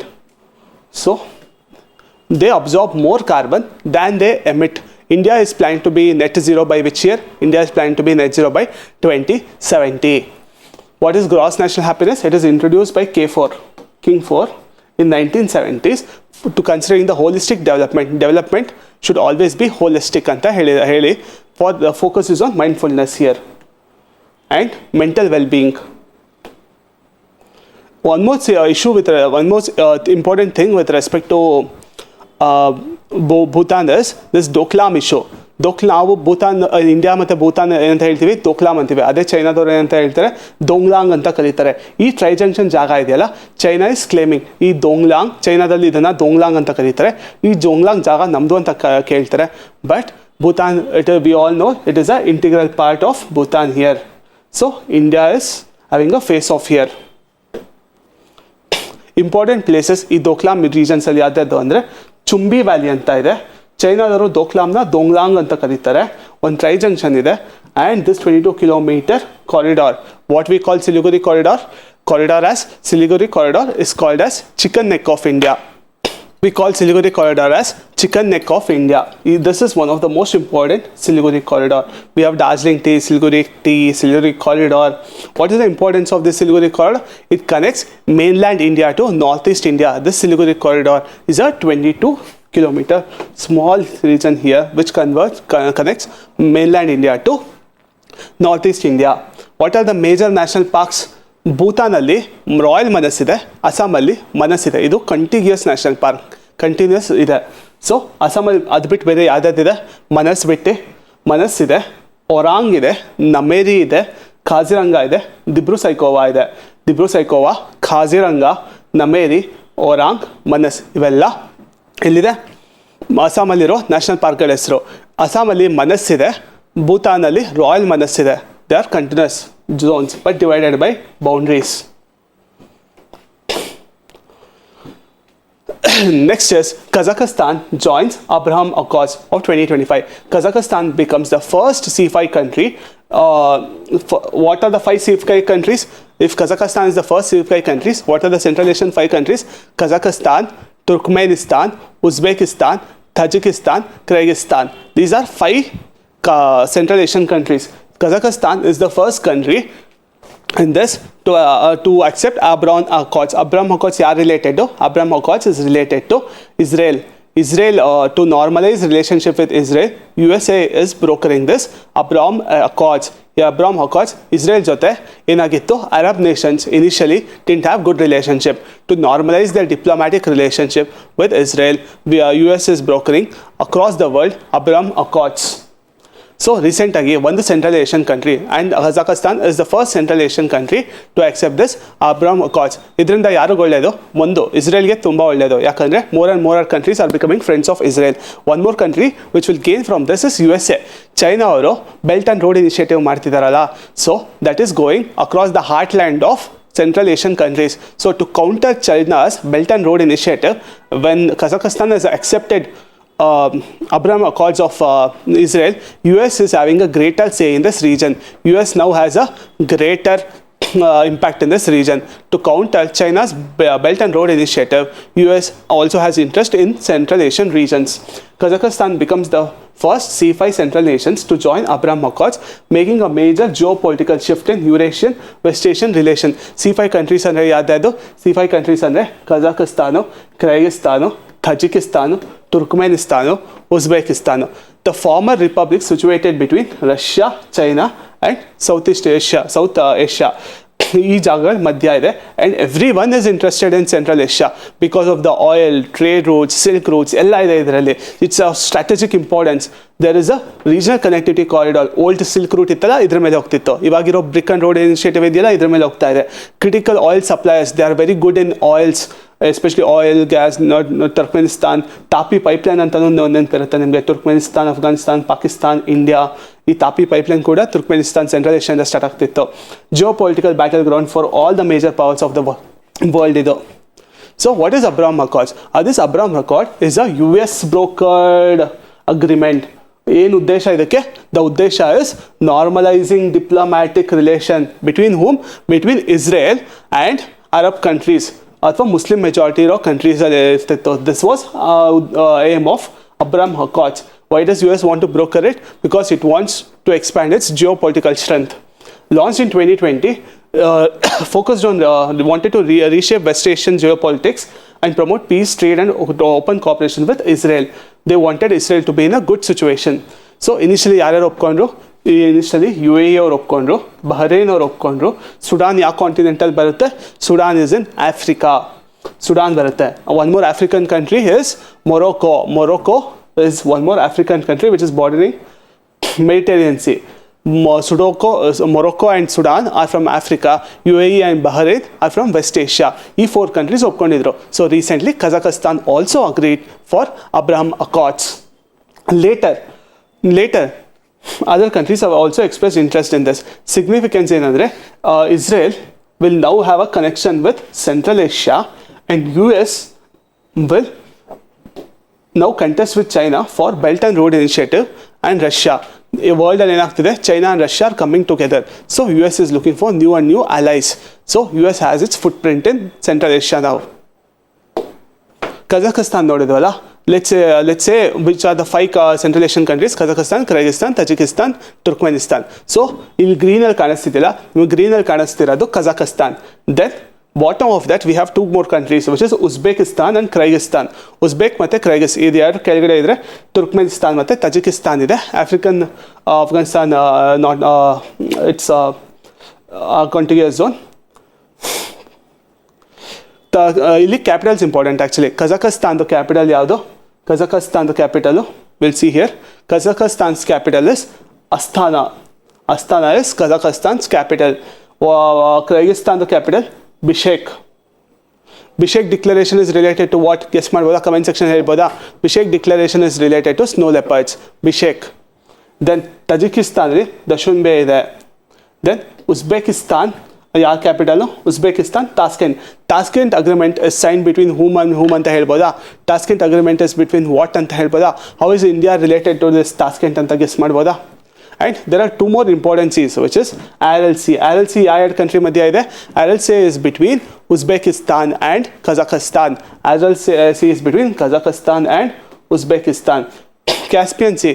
Caspian Sea ಇದು ನಮ್ದು formula ನೆನ್ಪಿಟ್ಟಿದ್ಯಾ? ತಾರಿಕ್ ಅಂತ ಮಾಡಿದ್ವಿ ಗೊತ್ತಾ? ತಾರಿಕ್ ಅಂತ ಮಾಡಿದ್ವಲ್ಲ. What is T stands for? What does T stands for in ತಾರಿಕ್? ಇಲ್ಲೇ ಇದೆ ಅಲ್ಲ, ಅಫ್ಘಾನಿಸ್ತಾನ್ ಬಾರ್ಡರಿಂಗ್ ಕಂಟ್ರೀಸ್ ಇದೆ. Uzbekistanali, we had done something called as Tariq. Sorry, Caspian Sea, we did something called as Tariq. Tariq andre T for Turkmenistan. T for Turkmenistan. A for A yadide Azerbaijan.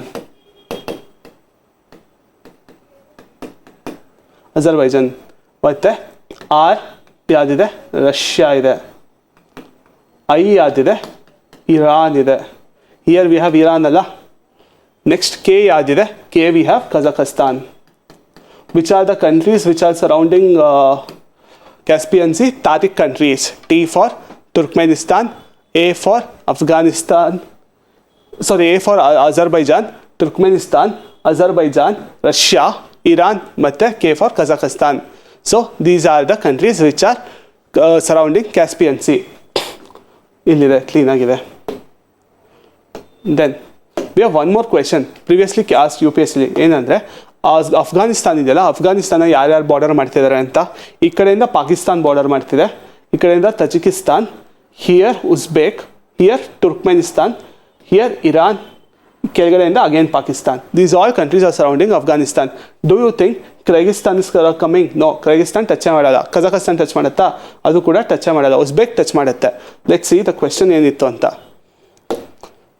Consider the following. Which of the following countries have borders with Afghanistan? Azerbaijan ಇದೆಯಾ? ಇಲ್ಲ. Azerbaijan Caspian Seena touch ಮಾಡುತ್ತೆ, but ಅಫ್ಘಾನಿಸ್ತಾನ್ನ touch ಮಾಡಲ್ಲ. ಕರ್ಗಿಸ್ತಾನ್ ಮಾಡ್ತಿದ್ಯಾ? ಕರ್ಗಿಸ್ತಾನ್ ಮಾಡ್ತಿಲ್ಲ. ಇಲ್ಲೇ ನೋಡಿದ್ವಲ್ಲ, Kyrgyzstan is not touching Afghanistan here. Kyrgyzstan is not touching, but Uzbekistan is touching Afghanistan here. Tajikistan touch ಮಾಡ್ತಿದೆ, Turkmenistan, Uzbekistan touch ಮಾಡ್ತಿದೆ. The answer is 3, 4 and 5. And we studied about this RLC. RLC ಏನಂದರೆ 1979 ಇಷ್ಟು ದೊಡ್ಡ C ಹೋಗ್ತಾ ಹೋಗ್ತಾ every 10 years it ಸ್ಟ್ರಂಗ್ so much that today ಇಷ್ಟು ದೊಡ್ಡ C ಇರೋದು ಓನ್ಲಿ ಲೈಕ್ ದಿಸ್ ಆಗಿದೆ. ಇಷ್ಟು ಸಿ ಆಗ್ತಿದೆ. ಡೆಸರ್ಟಿಫಿಕೇಶನ್ ಆಫ್ ದ ಸಿ ಆಗ್ತಿದೆ. ಡ್ರೈಯಿಂಗ್ ಅಪ್ ಆಫ್ ಲೇಕ್ಸ್ ಆಗ್ತಿದೆ. That's the problem with RLC here. And lot happened when during USSR regime. 1990, 1989, 1991 there was a breakdown, right? So during that regime this RLC shrunk a lot. So which of the countries have a boundary with Caspian Sea? What did we remember? We remembered as Tariq-Kala. Here the T stands for what? Here the T stands for Turkmenistan, Kazakhstan, Iran and Turkey. It stands for Turkmenistan. Turkey border ಮಾಡುತ್ತಾ? ಮಾಡಲ್ಲ. So the answer is 1, 2, 3.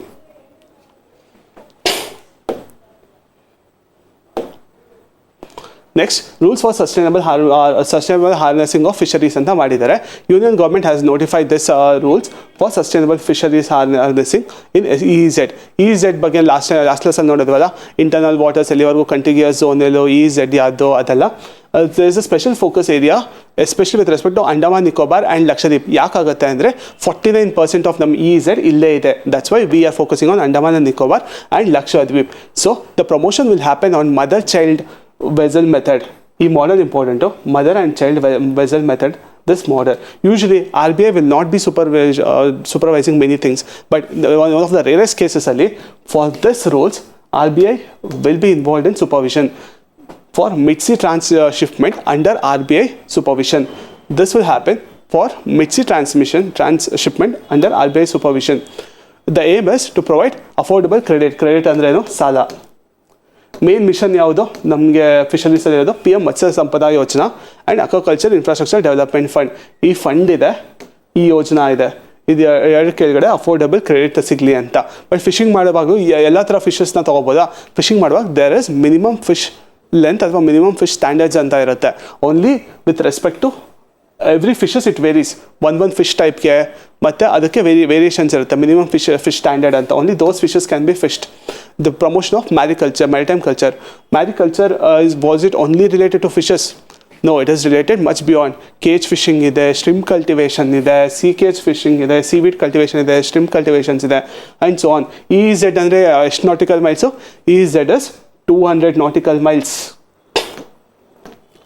EZ is 200 nautical miles. So, up to within ಲ್ಯಾಂಡಲ್ಲಿ ಇದ್ದರೆ rivers, streams, lakes, oceans ಅದೆಲ್ಲ ಏನು those are internal waters. Up to 12 nautical miles ಏನು? Up to 12 nautical miles it is territorial sea. 0 to 12 nautical miles it is territorial sea. 0 to 24 ಏನು? It is contiguous zone. 0 to 24 it is contiguous zone. 0 to 200 ಏನು? EZ. 0 to 200 it is exclusive economic zones. So vulture survey. So first time ಇಂಡಿಯಾದಲ್ಲಿ national ಲೆವೆಲಲ್ಲಿ ಒಂದು vulture survey ಮಾಡ್ತಾ ಇದ್ದಾರೆ. That is being release by wild life institute of India. WI ಅವರು release ಮಾಡ್ತಿರೋ vulture survey ಇದು. Importance of vulture ಏನು ಎಕೋಸಿಸ್ಟಮಲ್ಲಿ vultures important ಇರೋ? They are top scavengers. Vultures are top scavengers. This is conducted by Wildlife Institute of India in collaboration with Ministry of Environment between 23 to 25. How do we remember this? Vultures. ಈ vulture IUCN ಸ್ಟೇಟಸ್ನ ಹೇಗೆ remind ಮಾಡೋದು? ಒಂದೊಂದೇ back ಮಾಡ್ಕೊಂಡು ಕೂತ್ಕೊಳ್ಳೋಕ್ಕಾಗತ್ತಾ? ಇಲ್ಲ. There is a particular trick to know this. What is the trick? It says white, red. White ಮತ್ತು red colour ಇದ್ದರೆ ಕ್ರಿಟಿಕಲ್ ಎಂಡೇಂಜರ್ಡ್ ಹಾಕ್ಕೊಬಿಡಿ. ಮತ್ತು ಬಿಲ್ ಆ್ಯಂಡ್ ಬಿಲ್ ಇದ್ದರೆ ಕ್ರಿಟಿಕಲಿ ಎಂಡೇಂಜರ್ಡ್ ಅಂತ ತೊಗೊಬಿಡಿ.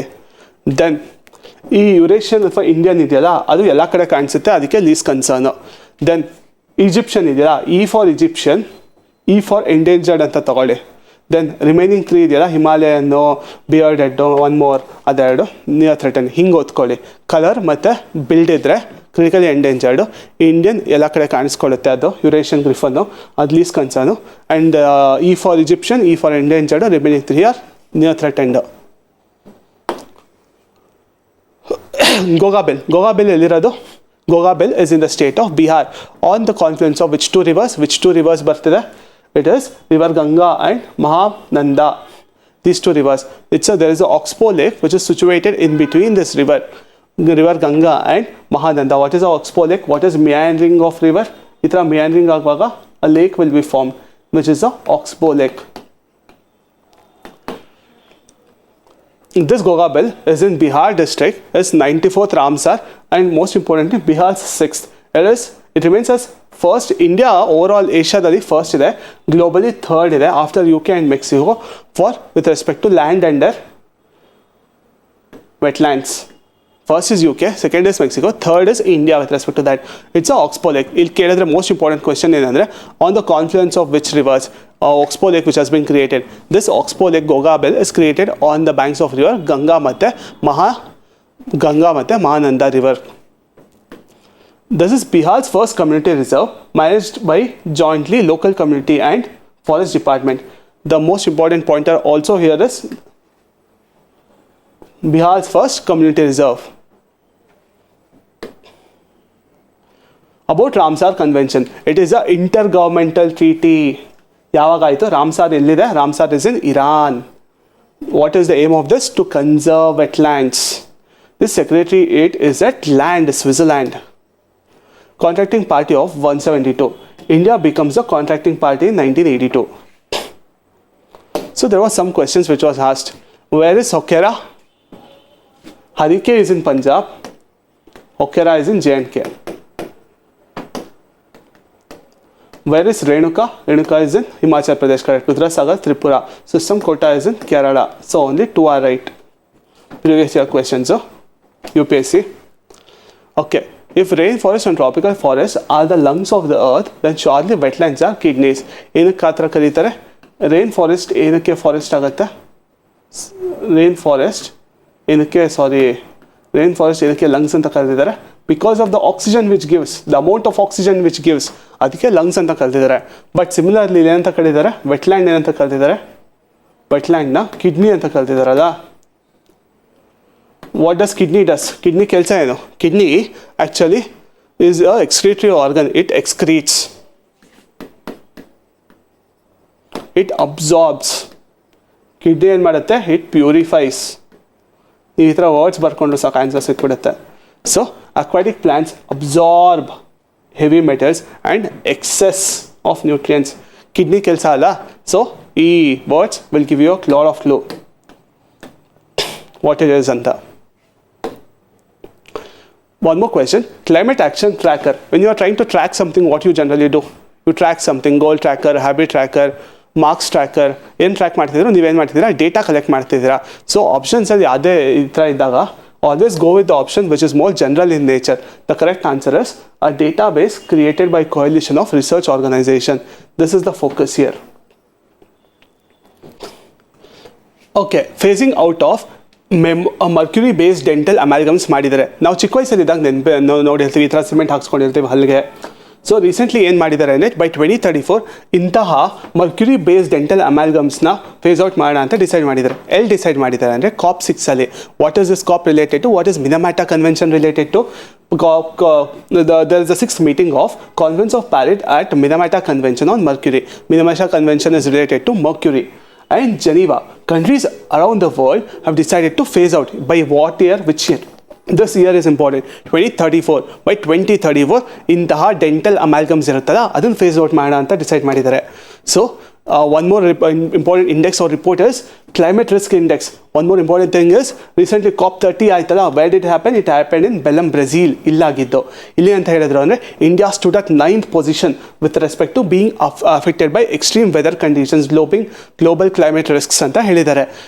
A lot of countries in this are in south top 10 ಅಲ್ಲಿ ಇದಾರಲ್ಲ. In that all the countries are from global south vulnerability ಜಾಸ್ತಿ ಆಗಿದೆ ಅಂತ ಹೇಳಿದ್ದಾರೆ. Then Kanchenjunga National Park. Where is Kanchenjunga National Park? What is the most unique thing about Kanchenjunga National Park? It is first mixed biodiversity heritage site. It is in Sikkim. Kanchenjunga National Park, IUCN has said this has rated as good ಅಂತ IUCN rate ಮಾಡಿದ್ದಾರೆ. And it is known to be India's first mixed UNESCO World Heritage Site. 2016 ಅಲ್ಲಿ ಹೇಳಿದ್ರು. More than 1,000 square kilometer ಇದೆ. What are India's other biosphere reserves? Starting from south, Noida. From south, we have India's only marine biosphere reserve, which is Gulf of Mannar. Gulf of Mannar is India's only marine biosphere reserves. Then we have Sheshachalam Hills. Sheshachalam Hills ellide? It is in Andhra. Simlipal ellide? It is in Odisha. Sundarbans ellide? It is in West Bengal. Nokrek is in Meghalaya. Deheng Dabang, it's in Arunachal Pradesh. Manas, previously ನೋಡಿದ್ವಲ್ಲ Manas, Royal Manas ಎಲ್ಲ Manas ಮತ್ತೆ ದಿಬ್ರು ಸೈಕೋವಾ ಇರೋದು Assam ಅಲ್ಲಿ. Then we have Kanchenjunga, which is in Sikkim. Kanchenjunga is in Sikkim. Manas, Dibru Saikova is in Assam. Again, you have cold desert in Himachal Pradesh, Nanda Devi in Uttarakhand, Kutch in Gujarat. Rhesus monkey. Standing Committee on National Board for Wildlife ಅವ್ರು recommend ಮಾಡಿದ್ದಾರೆ ಅಂದರೆ to put this rhesus monkey or Indian monkey or rhesus macaw in Schedule 2. Schedule 2 ಹಾಕೋದ್ರಿಂದ ಏನೇನು ಉಪಯೋಗ ಅಂದರೆ hunting and capturing of this could be prohibited. ಏನಾದರೂ ಇದರ ಕೆಳಗಡೆ ತಪ್ಪು ಮಾಡಿದರೆ 3 to 7 years ಜೈಲ್ ಟರ್ಮ್ ಇರುತ್ತೆ, 25,000 to 5 lakh ಪೆನಾಲ್ಟಿ ಇರುತ್ತೆ. This is Indian monkey or rhesus macaque. Quantum Safe Communication Network. Recently, QNU Labs anta. These people are QNU Labs. This QNU Lab people have made a breakthrough innovation in this. QNU Labs have successfully demonstrated India's first large-scale quantum key distribution. What is quantum key distribution used for? It is used for encryption and decryption or safe communication network. Safety in communication. Quantum key distribution network, marking a major shift towards quantum secure communication. It's a cutting-edge technology that enables exchange of encryption data using quantum particles, ensuring unbreakable data security. So the entire focus is on quantum is related to data security. This is this QKD, quantum key distribution. QKD is a special way of sending secret codes using tiny particles like light photons. ಹೇಗೆ transfer ಆಗ್ತಿದೆ ಅಥವಾ communication is happening because of light, because of photons. Here the communication is happening because of tiny particles of light called photons. These tiny particles behave in a quantum way, in a wave fashion. If anyone tries to spy, ಯಾರಾದರೂ ಇದನ್ನು ಕೋಡ್ನ break ಮಾಡೋಕ್ಕೆ ಅಥವಾ spy ಮಾಡೋಕ್ಕೆ try ಮಾಡಿದ್ರೆ, what will happen is these particles change. They'll change. And we can immediately know if someone is watching. So the secret code stays. So now it is more secure, more safe, and this code is unbreakable. Simple ಆಗಿ ಹೇಳಬೇಕಂದ್ರೆ secret messages goes in the form of light in such a smart way that hacker ಏನಾದರೂ hack ಮಾಡೋಕ್ಕೆ ಅಥವಾ listen ಮಾಡೋಕ್ಕೆ try ಮಾಡಿದ್ರೆ we can catch hold of them. So it's almost impossible to break this communication network ಅಂತ ಹೇಳ್ತಾರೆ. Previous question. Qubit ಏನರ related cubit ಇಲ್ಲೇ ಗೊತ್ತಾಗ್ತಿದೆ. Qubit is related to quantum computing. Aditya L1 tracks coronal mass ejection. Sun ಇದೆ ಅಲ್ಲ, sun one of the outermost layer of corona. ಏನಾಗ್ತಿರುತ್ತೆ ಅಂದರೆ some amount of mass which will be ejecting at some point.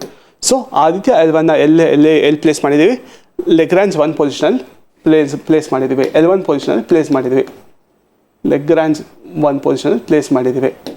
So November 2025 ಅಲ್ಲಿ India's Aditya L1 mission in collaboration with NASA captured a coronal mass ejection in visible light for the first time. Why we have to study this coronal mass ejection?